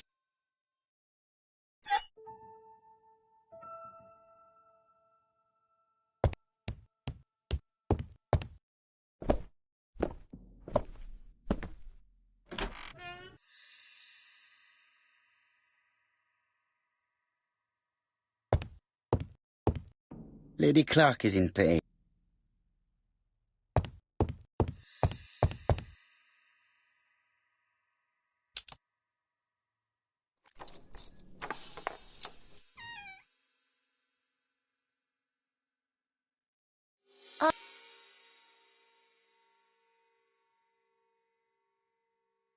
Madame, you are tired, so I will get straight to the point. What can you tell me about this business? What business, Mr. Poirot? No doubt. You wish to talk to me about what happened to your husband? Ah, yes. Oh, poor Carmichael. Has the madman who killed him been caught? Not yet, chère madame. There was a great many people in Cheston on the day of the murder. Indeed. People go straight to the beach. They don't come near Coomside. So, there were no strangers around the house that day? Who said that? The people who live here. Your brother-in-law, Miss Grey. Miss Grey? Oh, I don't like her. Franklin wanted her to stay, but I insisted she should go, immediately. You are entitled to do so, naturally. I'm pleased that you approve. The others have been taken in by her. But at least you can see through that self-pity act. See what she's up to. Oh.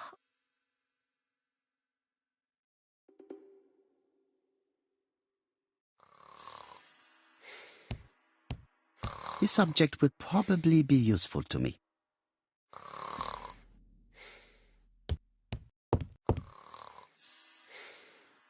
This subject would...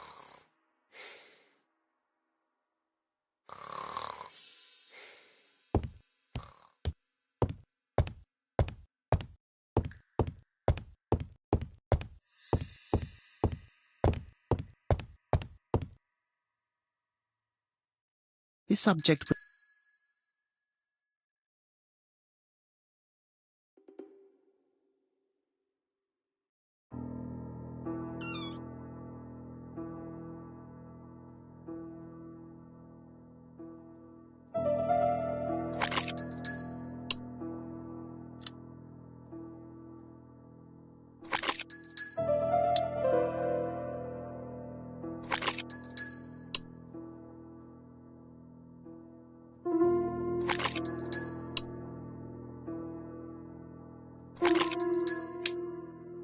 I hope that Hastings will not...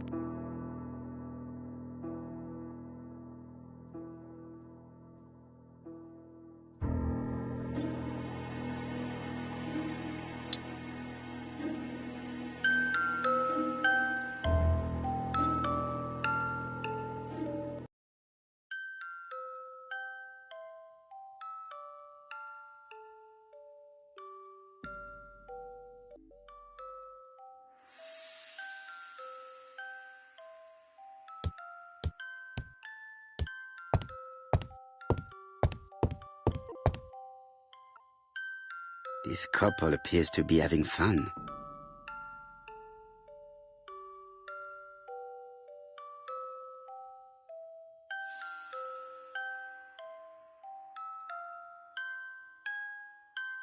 Lady Clark and Sir Carmichael were very happy, but they did not have any children.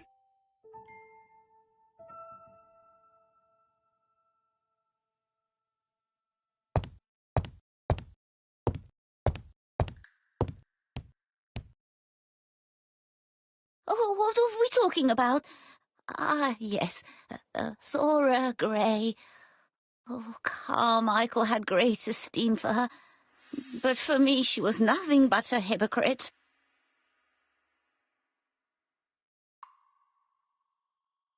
You're probably right, madame. You have seen through her. I'm so pleased that I've convinced you.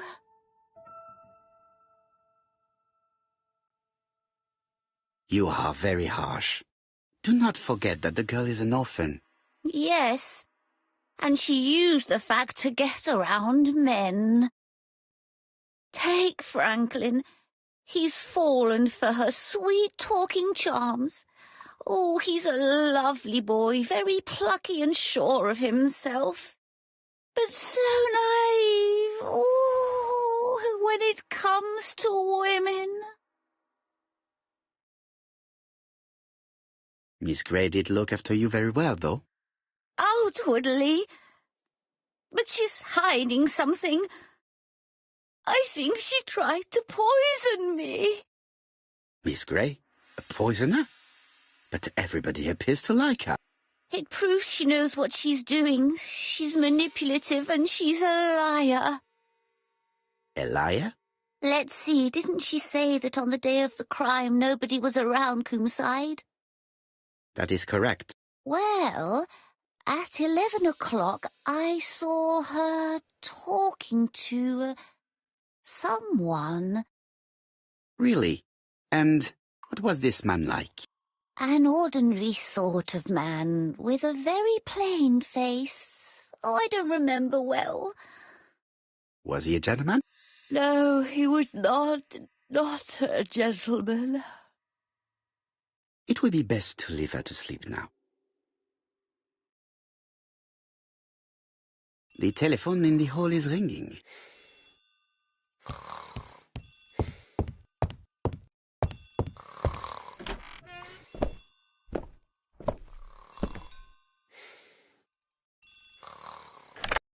Hello?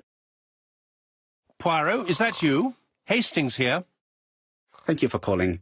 Have you No, thank goodness. I questioned Lady Clark, but I will not leave until I have examined everything of interest. Have you seen Thora? Briefly, She's a fascinating... but secretive. Poirot, she wouldn't hurt... Each to his own, my friend. Poirot, are you... No ill intent.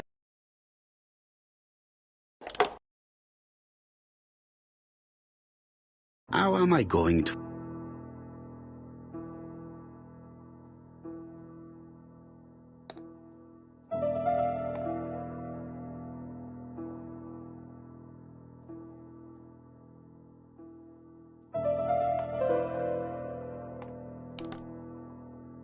Leaving the code on the trunk.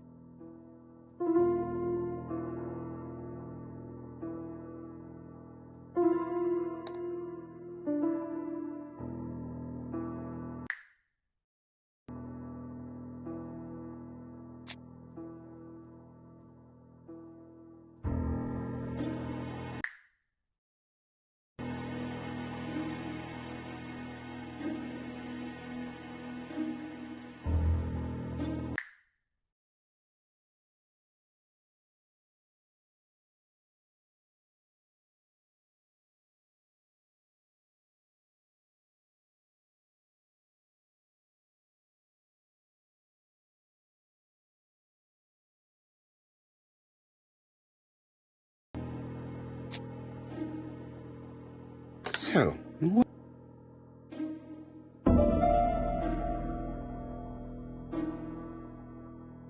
I should be able to open.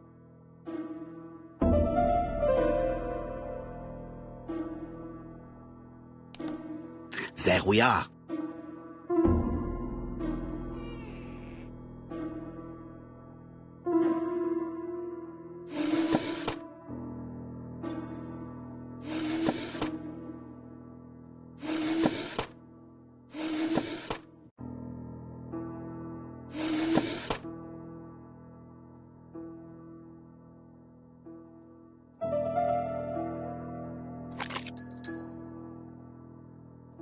Why has Franklin...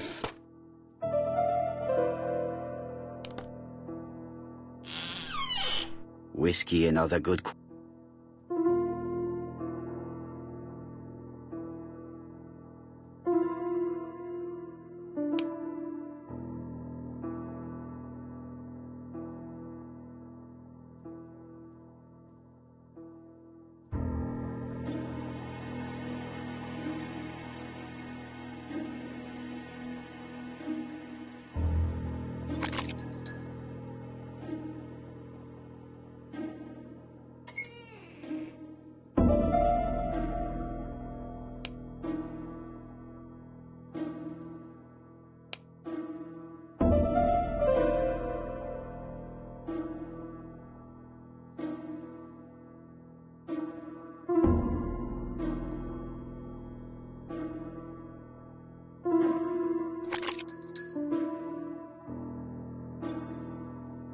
another screw.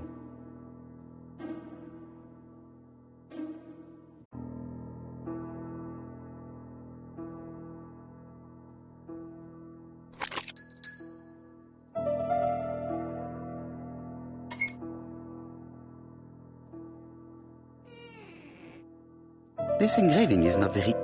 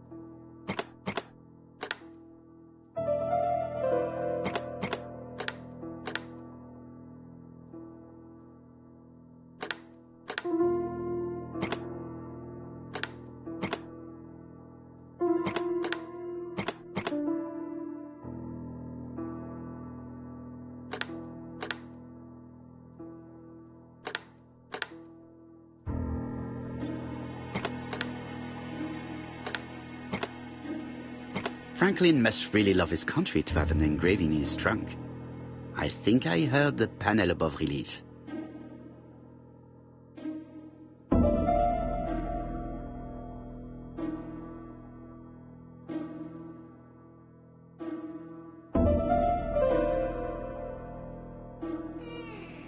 A signet ring? A signet ring with a code written on it. 1587. It may be useful to me.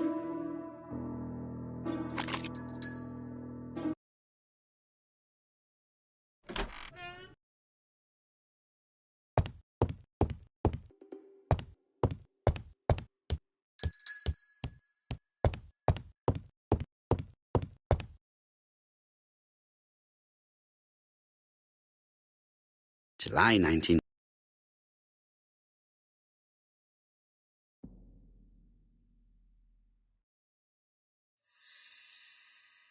February 9...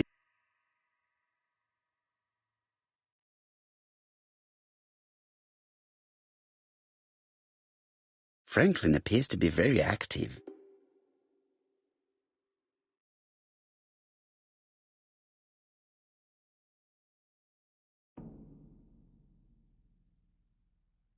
Franklin Clark appears to be a typical British gentleman. A good sportsman, a hunter, a traveller.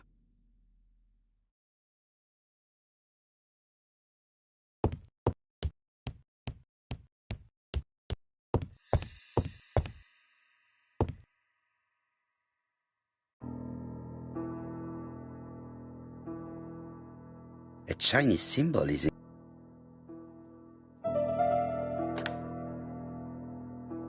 That's it!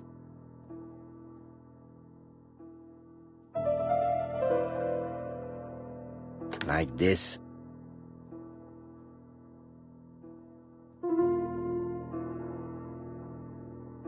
That's it!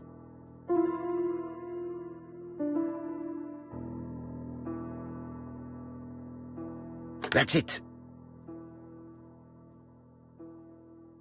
Very good. All... Well, well.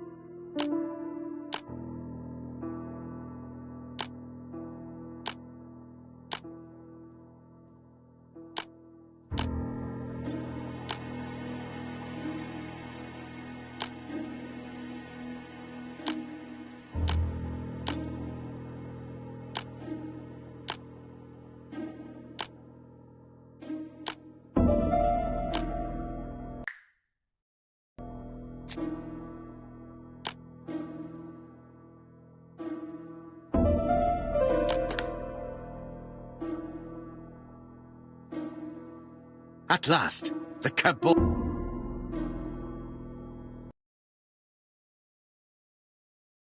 The Railway Children, E. Nesbit. For Franklin. Own.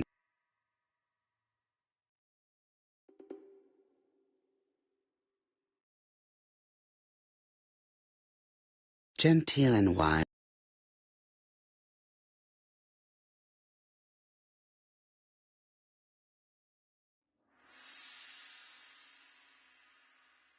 Traveling in China, a practical guide for English travelers.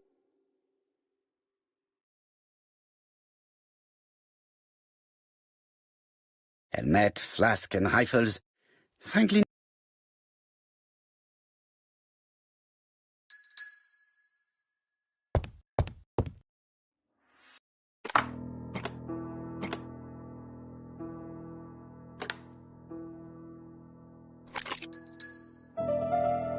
The plates around the picture appear to have unlocked. I think I've already seen these symbols on Franklin's trophies.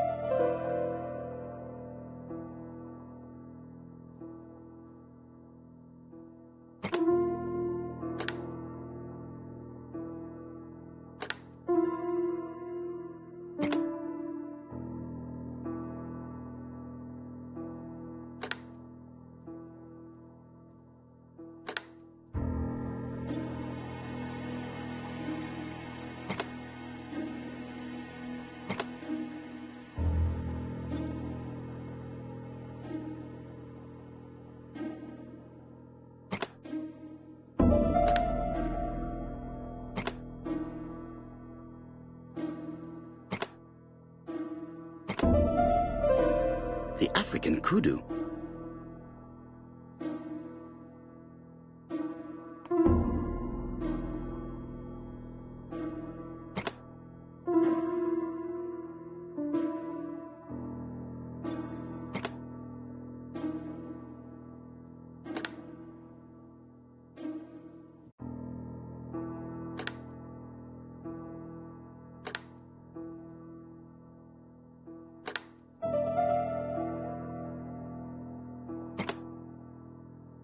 The Lion of Sumatra.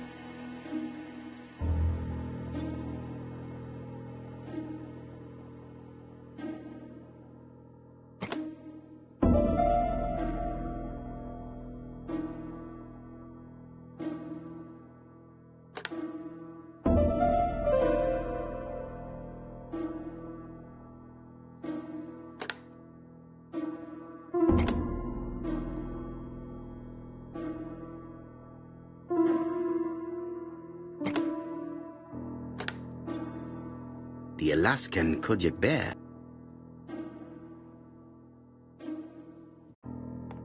I heard the sound of a mechanic.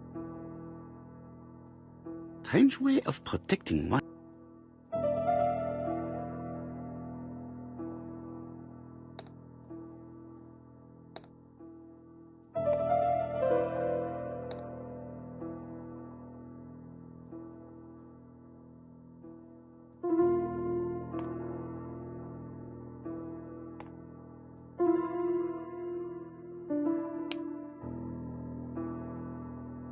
A signet ring.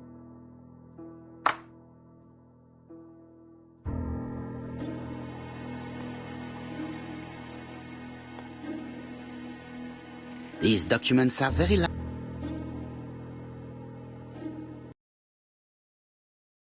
Eton College School Year 9. School report. Sir Carmichael. Things. I am Charlotte Clark Comside. I wish you at home Everything annoys me, starting with this young Thora. I open... Sir. A dozen golds.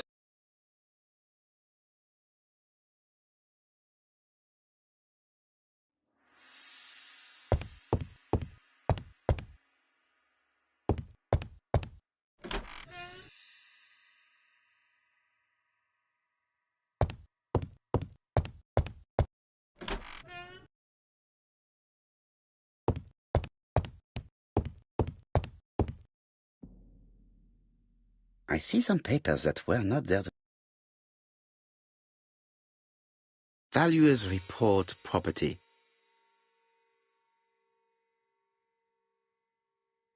Court and Brunswick.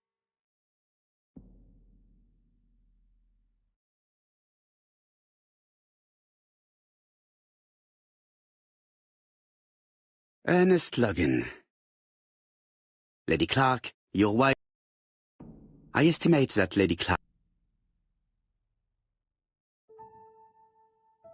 These daggers...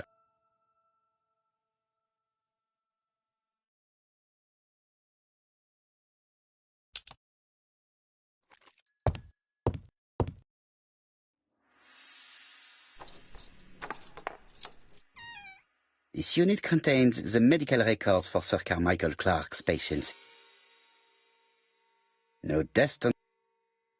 No name.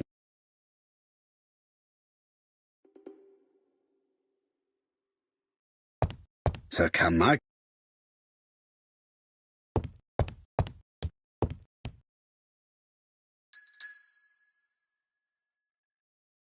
Comside's private collection.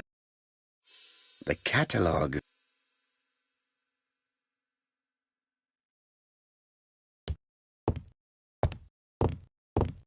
They have...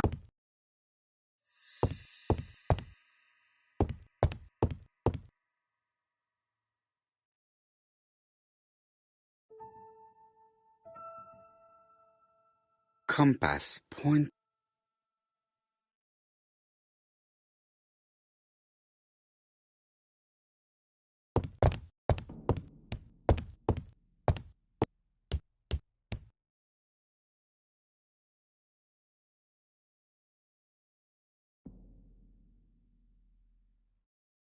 Attention, Franklin.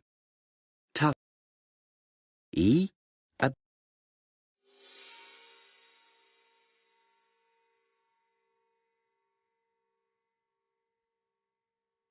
I've already seen similar daggers.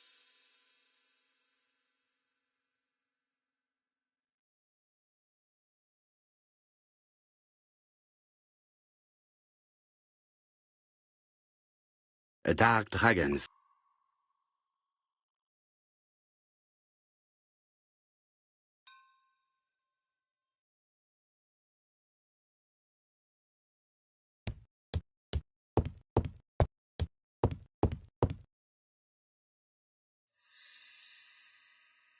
Traditional Chinese.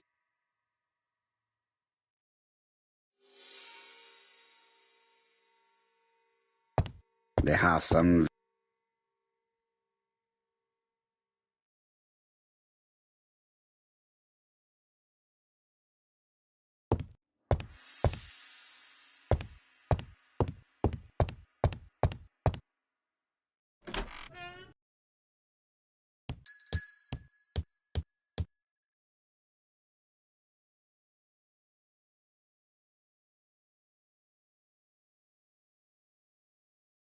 The Black Dragon's Curse. To Franklin, who will never...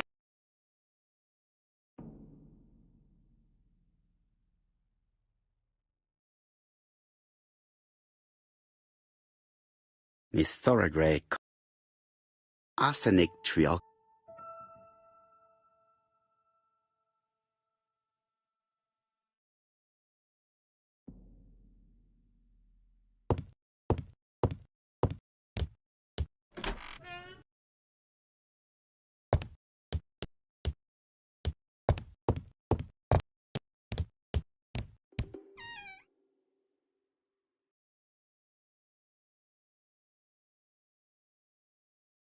Where is the horrible smell of carrion coming from?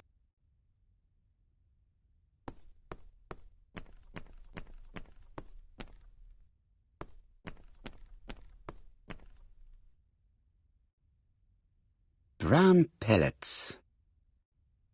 Revolt. Tut-tut. The gardener does... There. That. Brown pellets. Revolting. Brown pellets. There. That's better.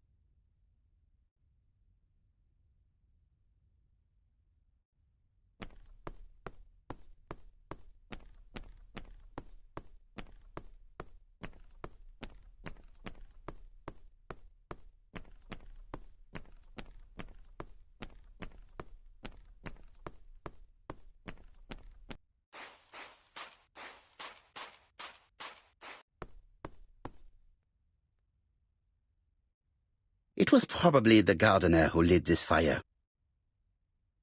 Look here. This object will probably... Let us now try...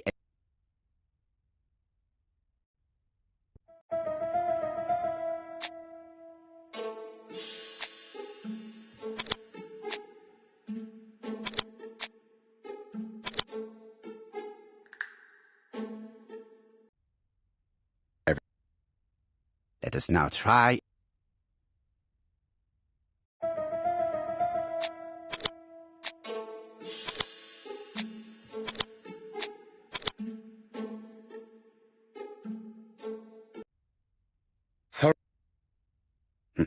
I've finished here.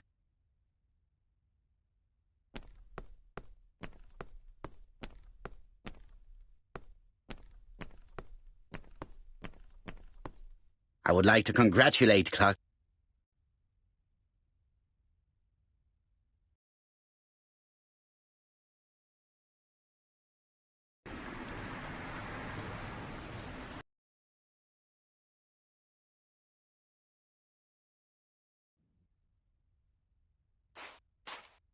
Clark's great.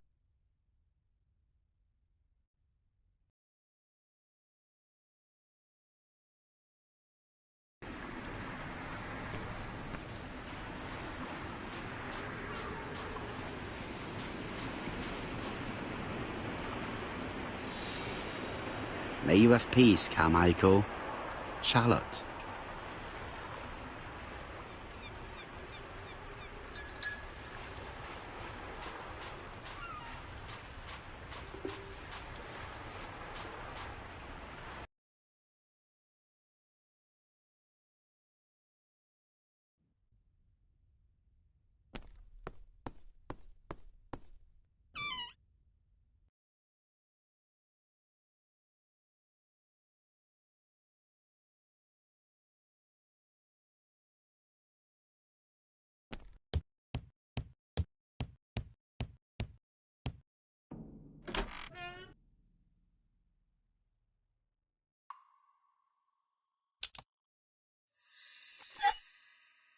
Perfect.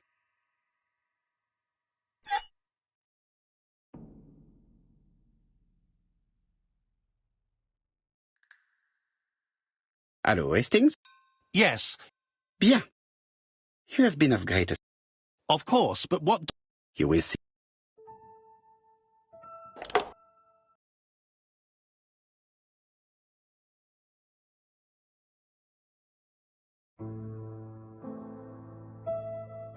Donald Fraser is...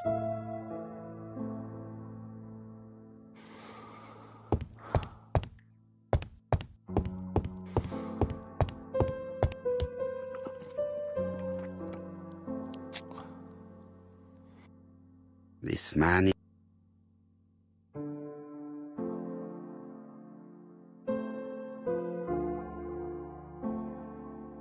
Donald is short of sleep, and it looks as if he didn't even bother to undress before going to bed.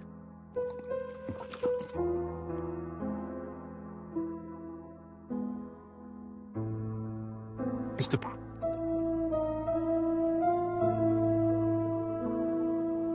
You are here to try and convince me that you are not guilty. You don't understand me. Mr. Poirot, since Betty's death, I've doubts about myself. I don't know what to do. And I keep having a horrible dream 3 nights in a row. A dream? I am no psychoanalyst, my friend. Good God. How on earth could I have thought you'd listen to me? Have a drink and tell me about this dream.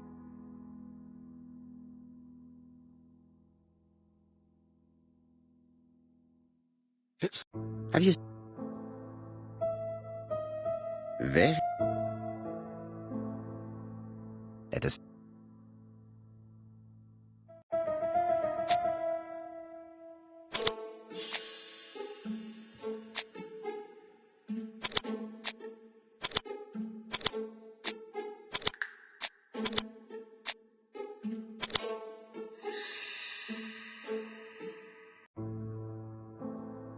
Mr. Fraser, this dream...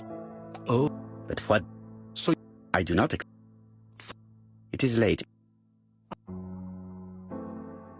Poor boy, he seems Well, women seem to... Oh, I will... Yes, well... Bien.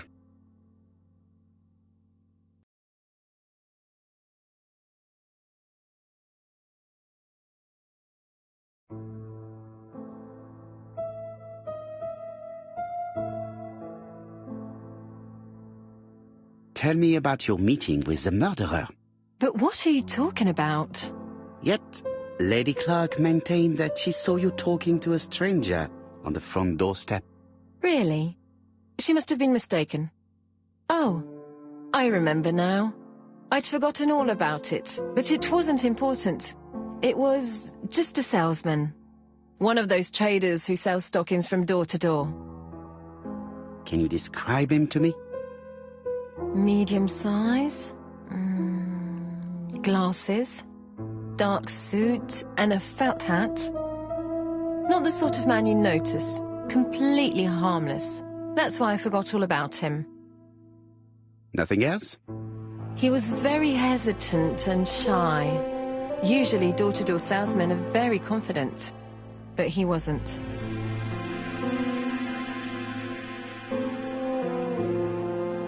You also forgot to tell me that you had been fired. You never asked me. It was Franklin who led you to believe that I left voluntarily. He's more chivalrous than you. I don't wish to lie. Lady Clark did not appreciate my presence. And Franklin could not go against the wishes of a sick lady. He is a good man, and he worries a great deal about his sister-in-law. I noticed that you left some personal belongings behind at Churston. Are you planning on going back to collect them? No. I prefer not to carry the weight of the past. Bien. I must ask you one last question. Please reply frankly with either yes or no. If Lady Clark had died, would you have agreed to marry Sir Carmichael if he'd asked you? How dare you ask such a question? Sir Carmichael treated me just like his daughter. And all that I ever felt him was affection and gratitude, nothing else. Thank you, mademoiselle. I will not keep you any longer.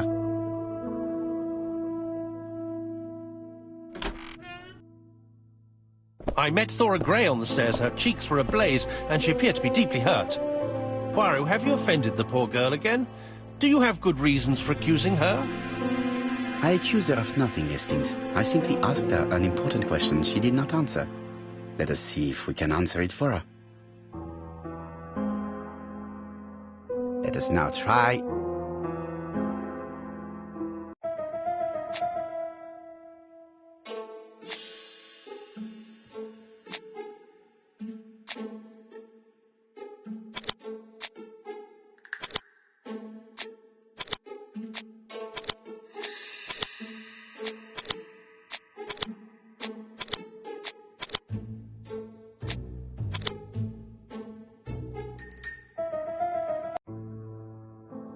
You must... Yes. Let us now try and...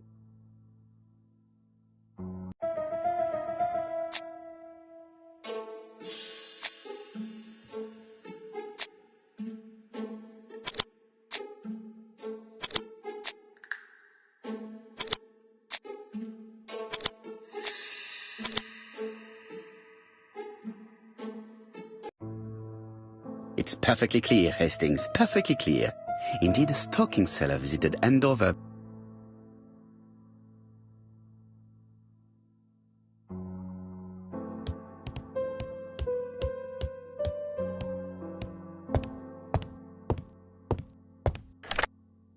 Chief Inspector, we are looking for a stocking salesman.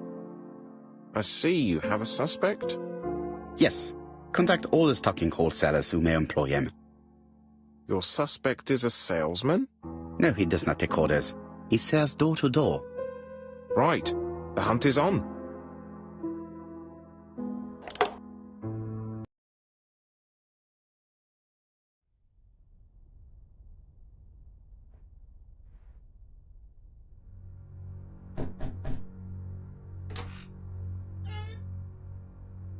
Are you leaving, Mr. Cust? Yes, I'm going to Cheltenham. You shouldn't travel today. You don't look very well. I have to. I have engagements. I must respect them.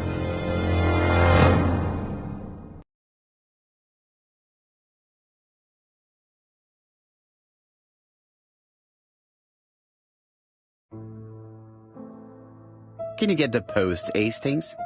And why? What's going on?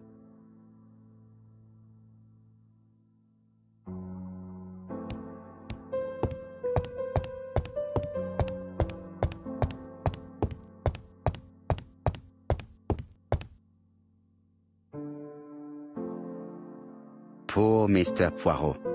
I'm quite sorry for you. If at first you don't succeed, try again. We've a long way to go still. Typery? No, that comes later. Letter T. The next little incident will take place in Doncaster on September 11th. So long. ABC. I should compare this letter.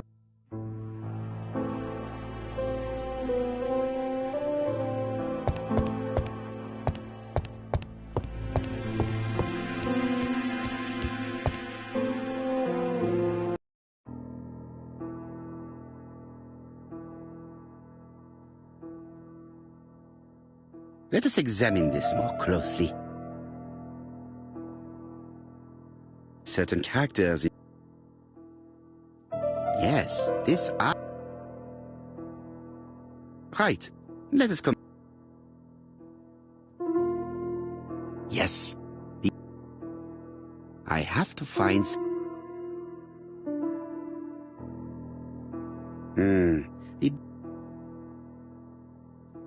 Right. Let us. Of course, I have to find some other similar defects to confirm my theory. Yes, the... Right. Let us compare. That's right. The egg... My theory was right. These two... Hastings, he strikes tomorrow. Chief Inspector Japp? He's on another line. Can I take a message? Yes, please, mademoiselle. It is from Hercule Poirot. Tell him ABC strikes tomorrow in Doncaster. He must call me back. Very well, sir.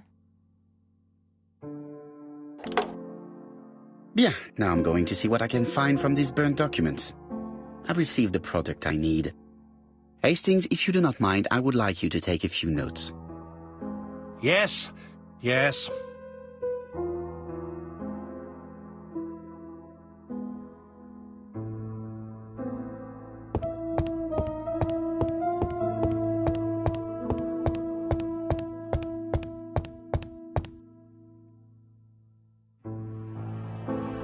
What of this needs putting...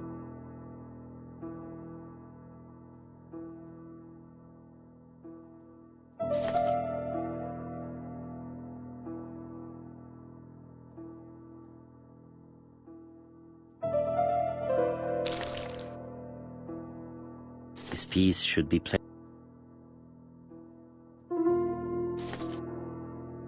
This page is finished. That's done.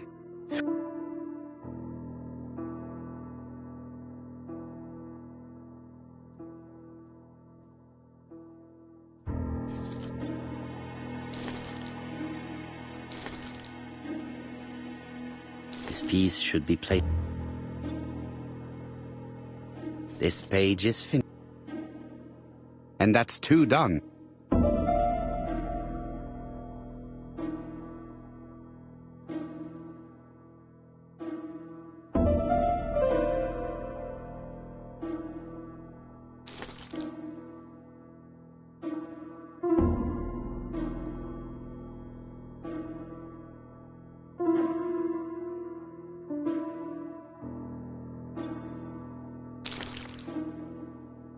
It's so simple.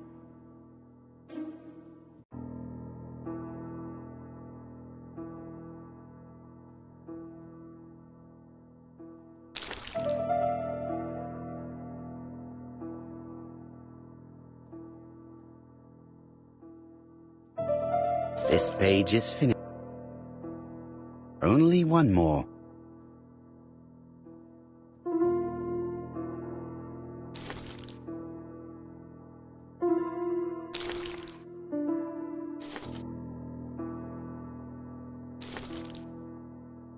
This page is finished. All the pages are reconstructed.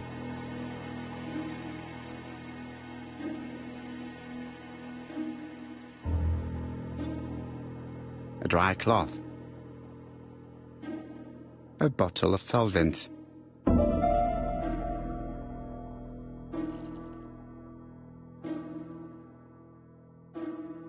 The cloth is now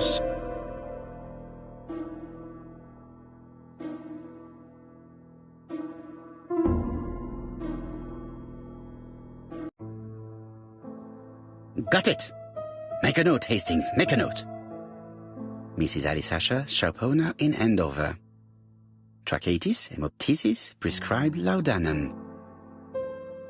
I got it. Poirot, where... All...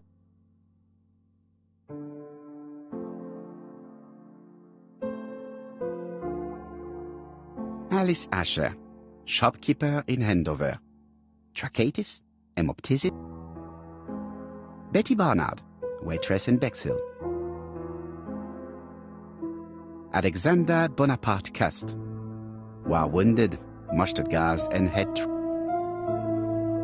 Dick Dudley Dunbar, owner of the Black Swan Hotel in Doncaster, asthmatic. Let us now try.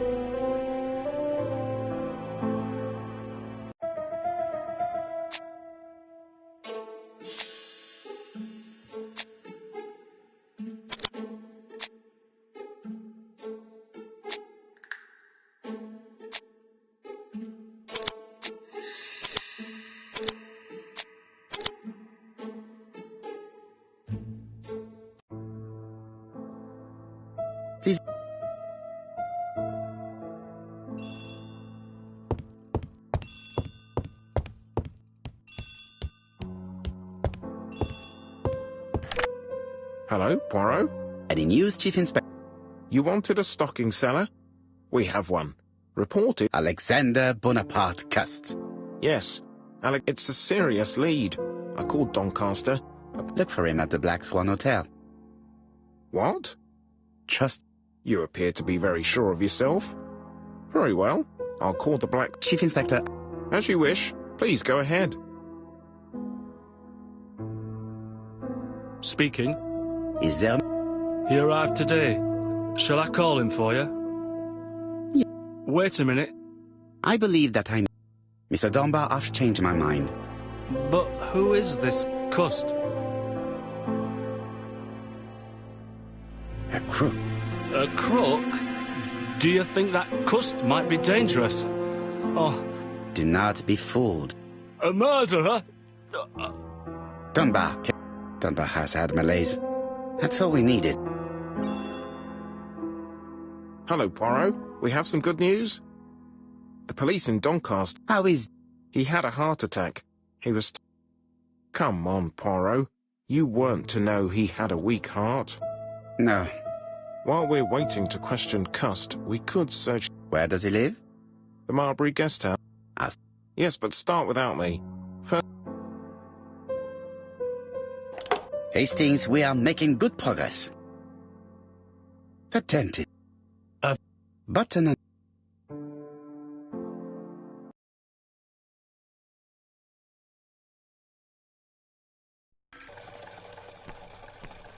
To Marbury Guest House, please.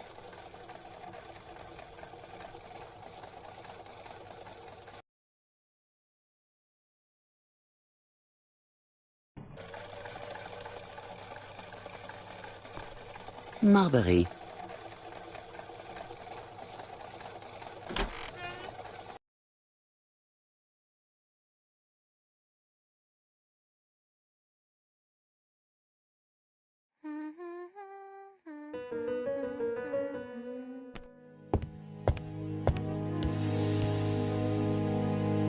It looks like I've found the real master of this house.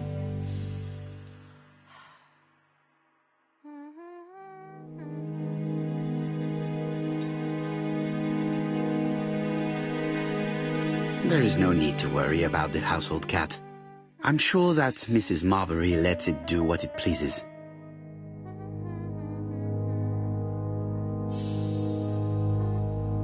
How did... I do not think that this is the right time to be peeling potatoes. My lodgers have got to eat! But you are contravening health regulations. Well, it's not as serious as killing someone. I just wanted to help you. I've suspected him for some time, but he appeared so harmless. Oh yes, sometimes he got angry and waved his arms about. But even then, he wasn't frightening. And he was as gentle as a lamb again immediately afterwards. It was only this morning that I understood. He told me he was going to Cheltenham, but my daughter saw him at Euston Station. It's not the right station. To get to Cheltenham, you have to take the train from Paddington. And what's more, Mr. Cust left behind an ABC with Doncaster underlined. But when I see how I'm being treated, I wonder if I was right. One moment, please. How did you know that Cust had underlined Doncaster in his railway guide? I went and had a look in his room. I see. Do you make a habit of searching through your lodger's belongings? Well, what are you going to do later? I bet you're going to poke around his room too? Tell me, did you have any other reason to suspect Mr. Cust? He's rather queer. He talks to himself, he has a bad cough. Because of the war, he says. And then he was in Churston when that millionaire got murdered. I found his train ticket when I washed his coat. He didn't want me to wash his shirt. He washed it himself. But I did see big brown stains on it. Do you think it was blood? It might have been. Cust used to travel for his work. Is that correct? Yes, although he was unwell on trains. Do you know where Cust was at the time of the murder in Andover and Bexhill? On June the 21st and July the 25th? No idea. But surely you keep a register. It won't do you much good. Mr. Cust rents his room for the year. If he goes away for a few days, I have no reason to make a note of it. Ah, I remember one thing. Bexhill's by the sea, right? Indeed, it is a large seaside resort. Well, as it happens, at the start of July, Mr. Cust asked me to repair his bathing dress. Suspicious, huh? That does not help me much. There are hundreds of English towns by the sea. Anything else? Well, I was only saying. I also forgot to say that he started buying newspapers that talked about the case. When did he start buying the newspapers? Let's see.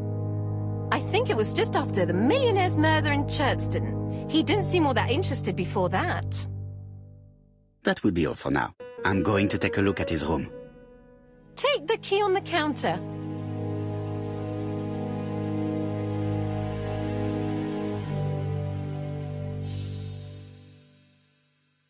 I should check.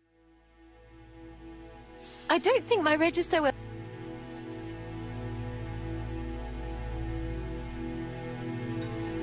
The truth is becoming apparent.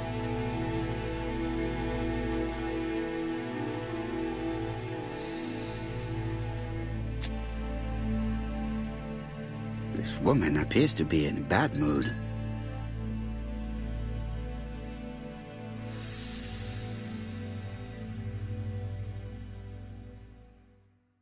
Mrs. Marbury is taking out her bad mood on the evening meal's potato.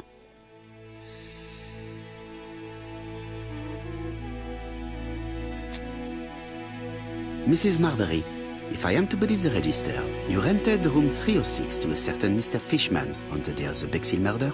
Room 306 is Cust's room. Can you explain yourself? If I did, it was because Mr. Cust wasn't here. What about it? You rented the same room to two people. That's fraud. Calm down, Mr. Poirot. My lodgings were full and I couldn't let poor Mr. Fishman sleep outside.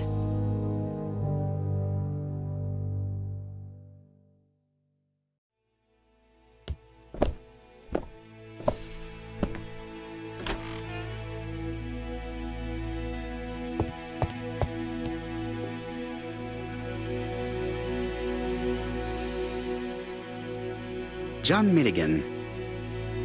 Dear Sir, regarding the schedule of your... This letter... Did Cust drop it?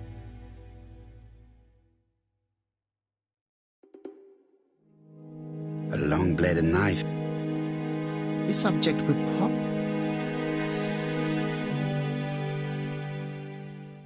It's an ABC. I have to get the...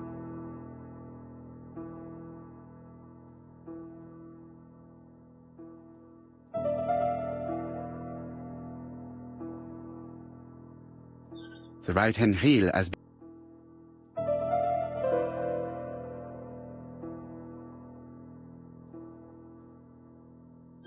The left-hand heel has been...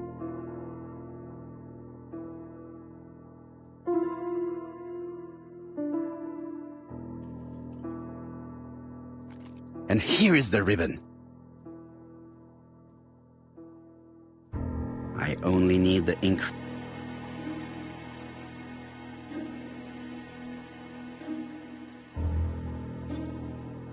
All the letters announce... Cust is parsimonious.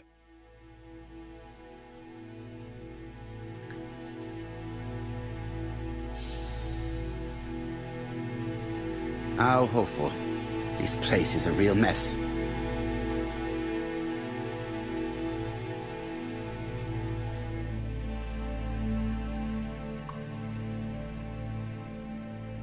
The least we can say is that Mr. Cust is not very concerned about order and balance.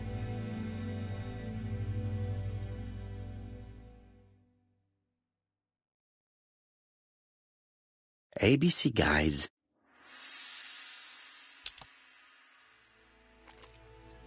Is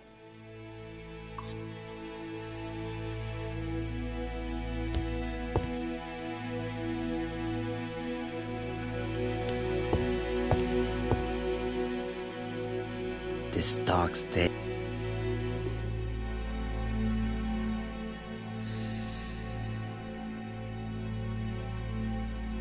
Most probably the Bexhill Daily Paper. All the main articles referring to the trousers, white shirts,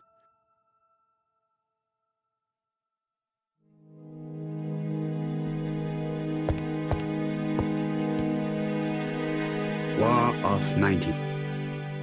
An army dispatch.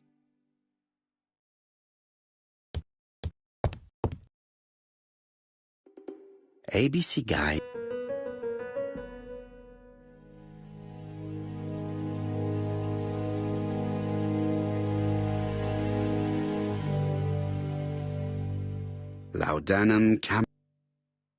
Laudanum.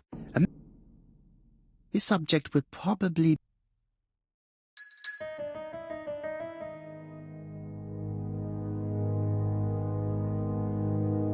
Diethyl barbiturate. I know this medicine. The subject would...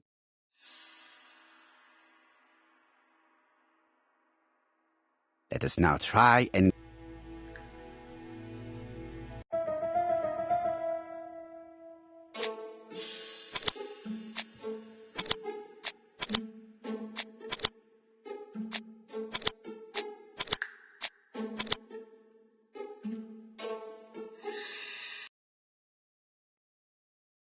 No use continuing the...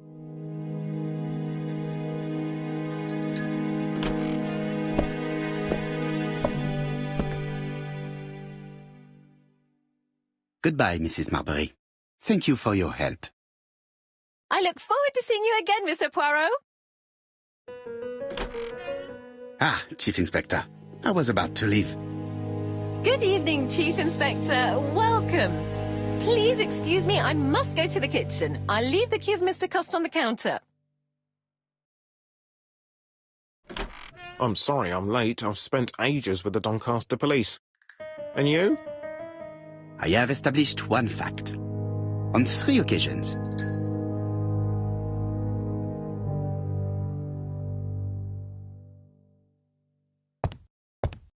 It is now the right time. I had best talk.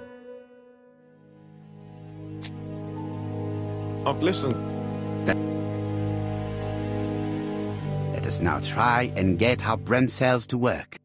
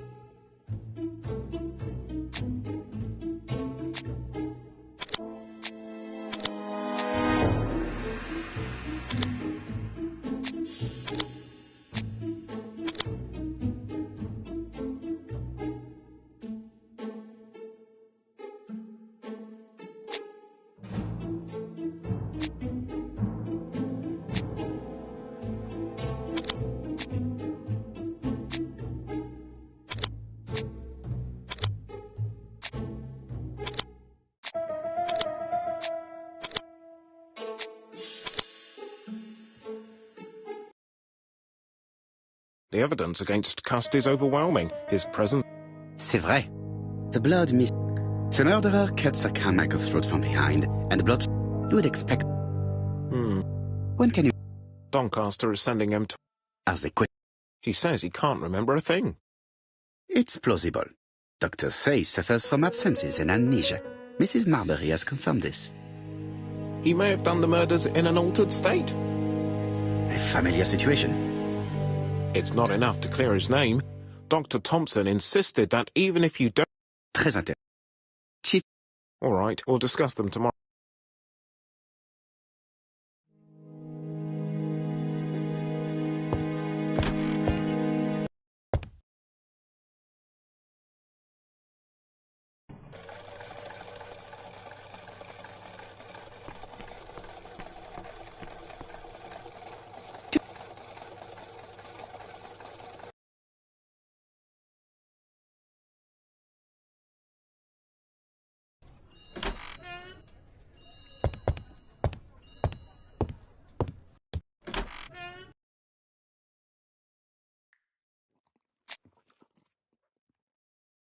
This man is not in good shape.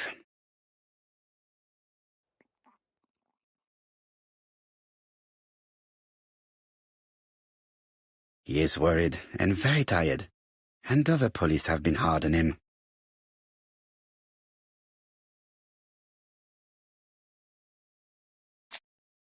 What?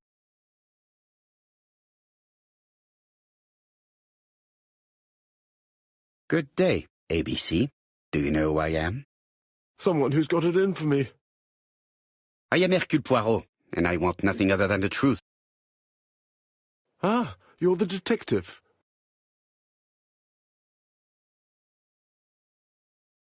Why did you send me a letter before each crime? Why all these questions? When are you going to stop pestering me?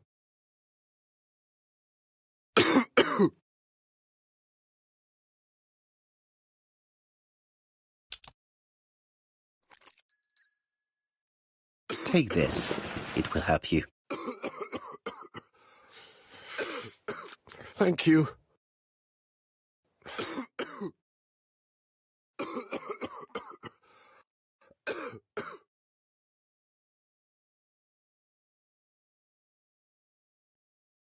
Oh, good God. Bon. Are you... Yes.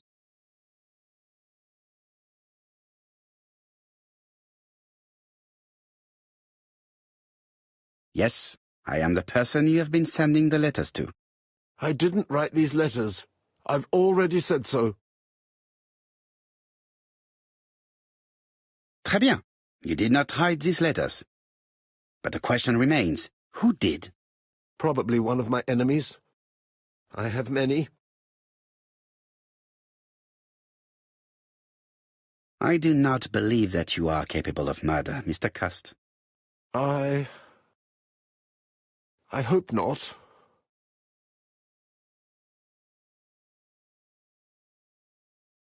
You suffered during the war. It's true. I was wounded.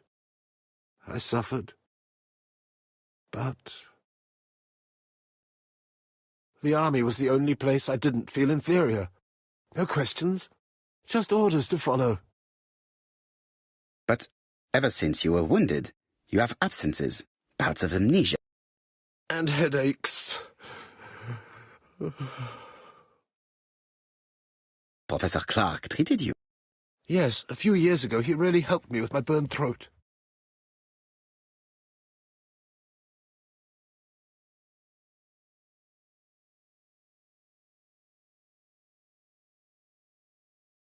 Of course, you never considered killing a doctor who took such good care of you.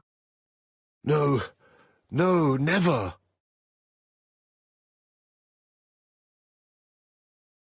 You were seen at all the crime scenes. Yes, I was. I travel a lot, but not for pleasure. I am terribly unwell in trains. But I had to respect my engagements. My employer gave me very precise written instructions about the towns I had to visit. Let's see. The company you claim to work for, Silky Legs, has never heard of you. And as for these letters they sent you, they were written on your own typewriter. The company sent me the typewriter when I started working for them. Yes, but the letters were received afterwards.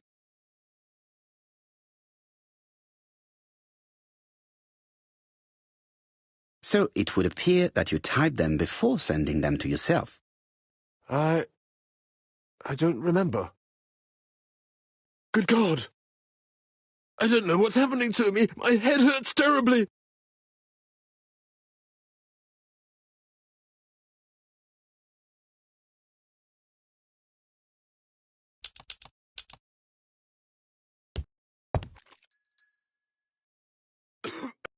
Take this.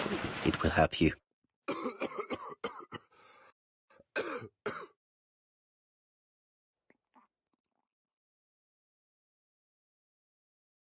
Oh, I think I'll be fine. Let us see, Cust. Look at me. You know very well that you committed these murders? Yes, I know. But I'm not wrong in saying that you do not know why you committed them. No, I don't.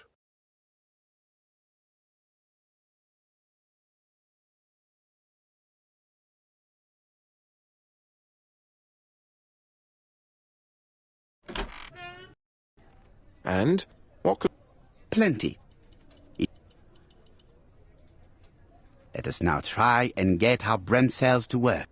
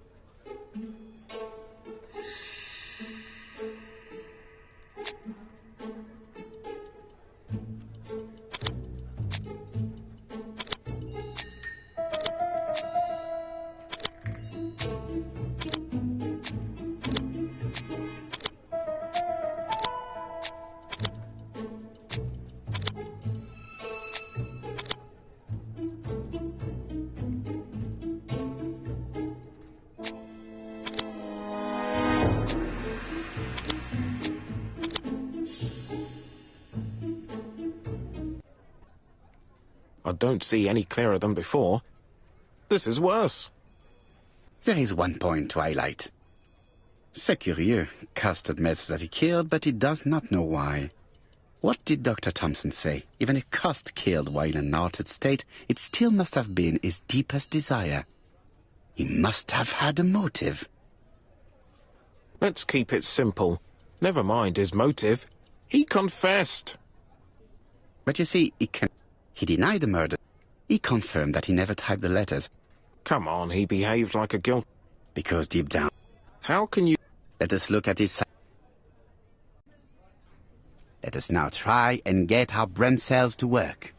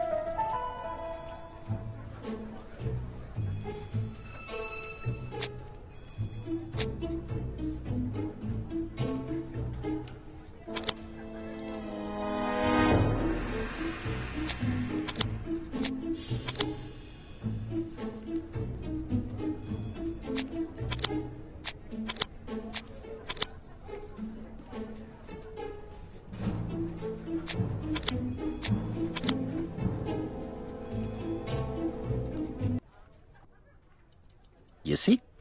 Cuss' character is quite the opposite of the murderer's. But if he's a madman, can we really talk about his character? You know very well that our murderer does not behave like a psychopath. Apart from the signature, there is no ritual or repetition in the choice of victims. Very well, you're right as always.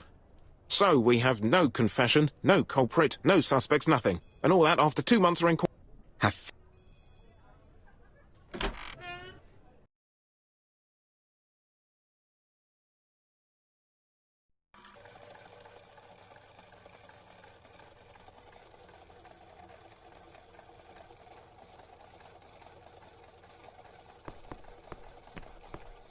To Whitehaven.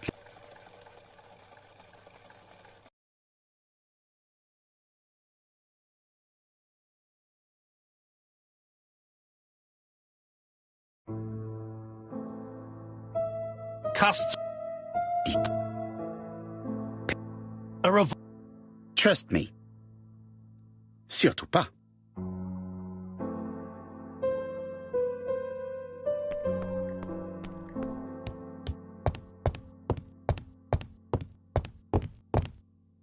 The white ammunition are blank. The revolver is low. The revolver is low.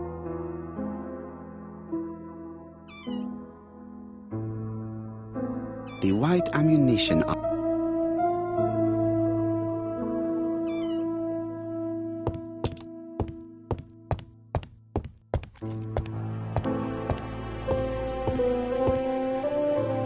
Voilà, rien.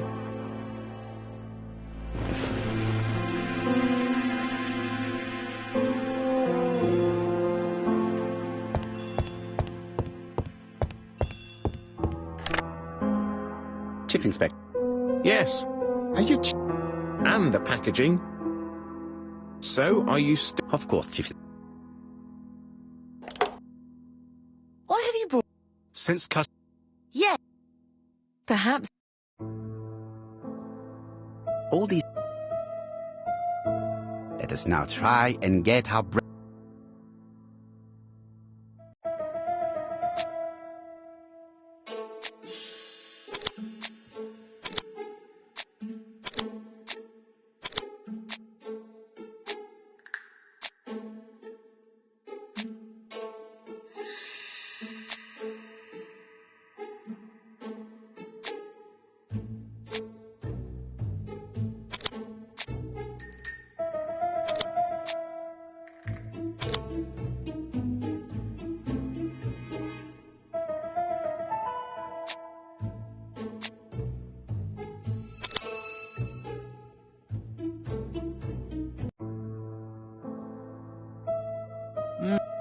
Of course. First of all, remember that the murderer made it a rule to always post his letter before the murder. He never digressed from that rule. However, in Churston, he encountered a problem. The village has only 500 inhabitants. With advance warning, it would be easy to arrest him. Therefore, the murderer delayed his letters deliberately with the wrong address. The plan wouldn't have worked if he'd sent it to Scotland Yard or the papers because everybody knows their addresses. The mistake would have been corrected and the letter would have been on time. That is why the murderer chose me as the recipient. Because for his plan to succeed, it was necessary for at least one of the letters to have a wrong address and get lost. It was very cunning. Absolument. It is a very subtle plan. It matches the profile we have drawn up of him perfectly. That of an intelligent, daring and calculating murderer. But that's not how you describe Cust. Do madmen... No. But if... Mr. Clark, the answer to your question is in the medical... Let us now try and...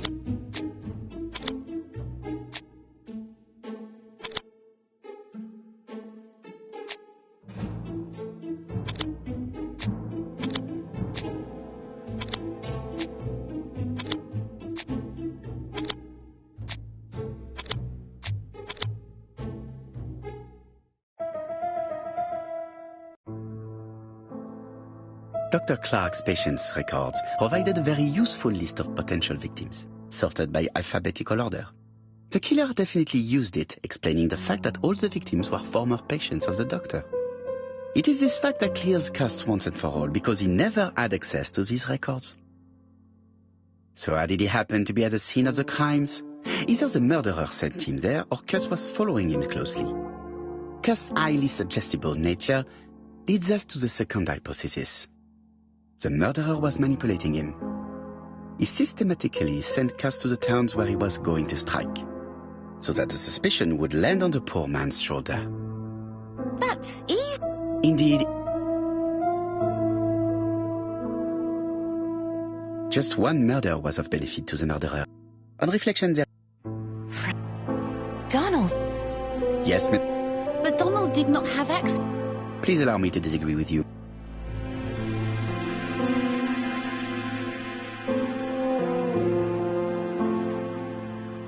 He works for Court and Brunskill.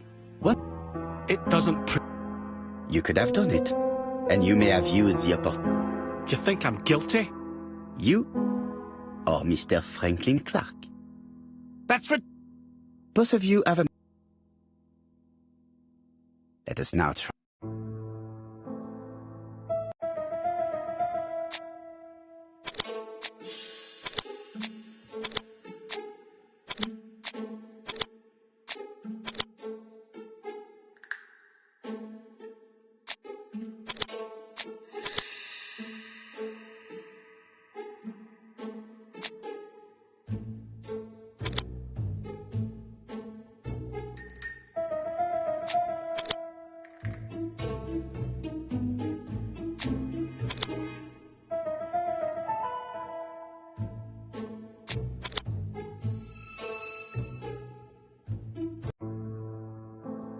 Ladies and gentlemen, Donald may share many character traits with the murderer, but he does not have his cold indifference. He has a temper. It is hard to imagine him planning anything. Also, jealousy is his motive, and crimes of passion are rarely planned. right. I suppose it's... Absolutely. Let us now try and get our...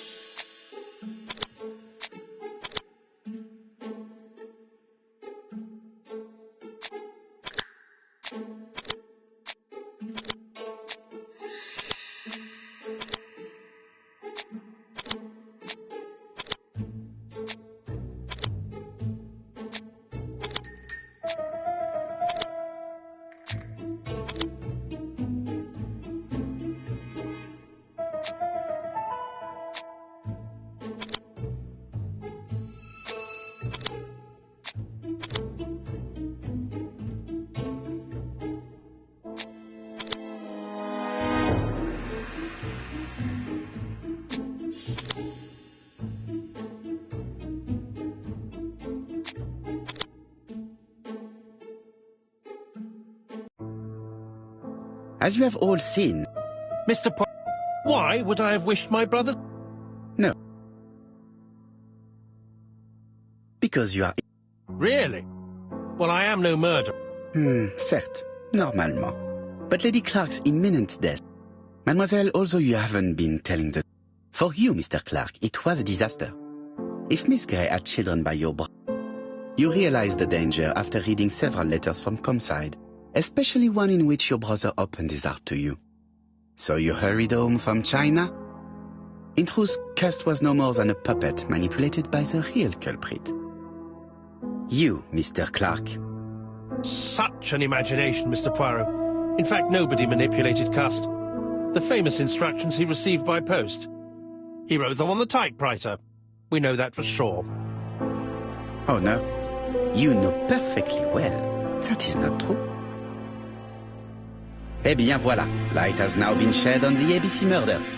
Your theories are ingenious. 1 point to him. For the moment.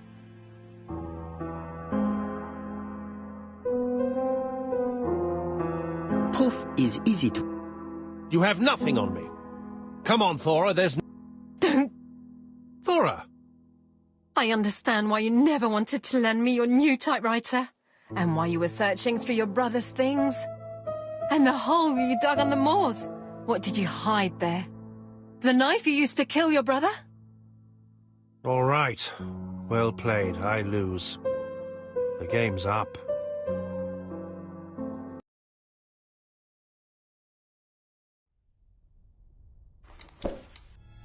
Don't come near me! I'll never let you take me, Mr. Poirot!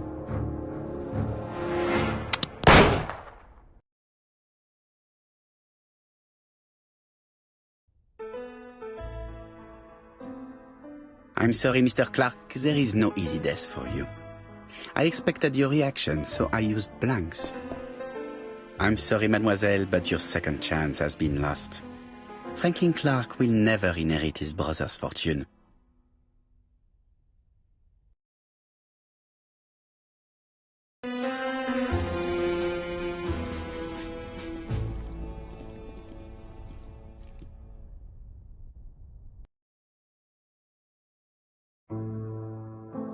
Disappointed at having missed the chance to become Lady Clark, Thora Grey left England. Donald Fraser and Megan Barnard married. On Poirot's recommendation, Mary Drower started to work for Lady Clark. The elderly lady's condition suddenly took a turn for the better. And a few months later, to Dr. Logan's great surprise, she was back on her feet again. According to this eminent physician, it appears to be an extremely rare case of spontaneous remission. Lady Clark has enjoyed very good health ever since.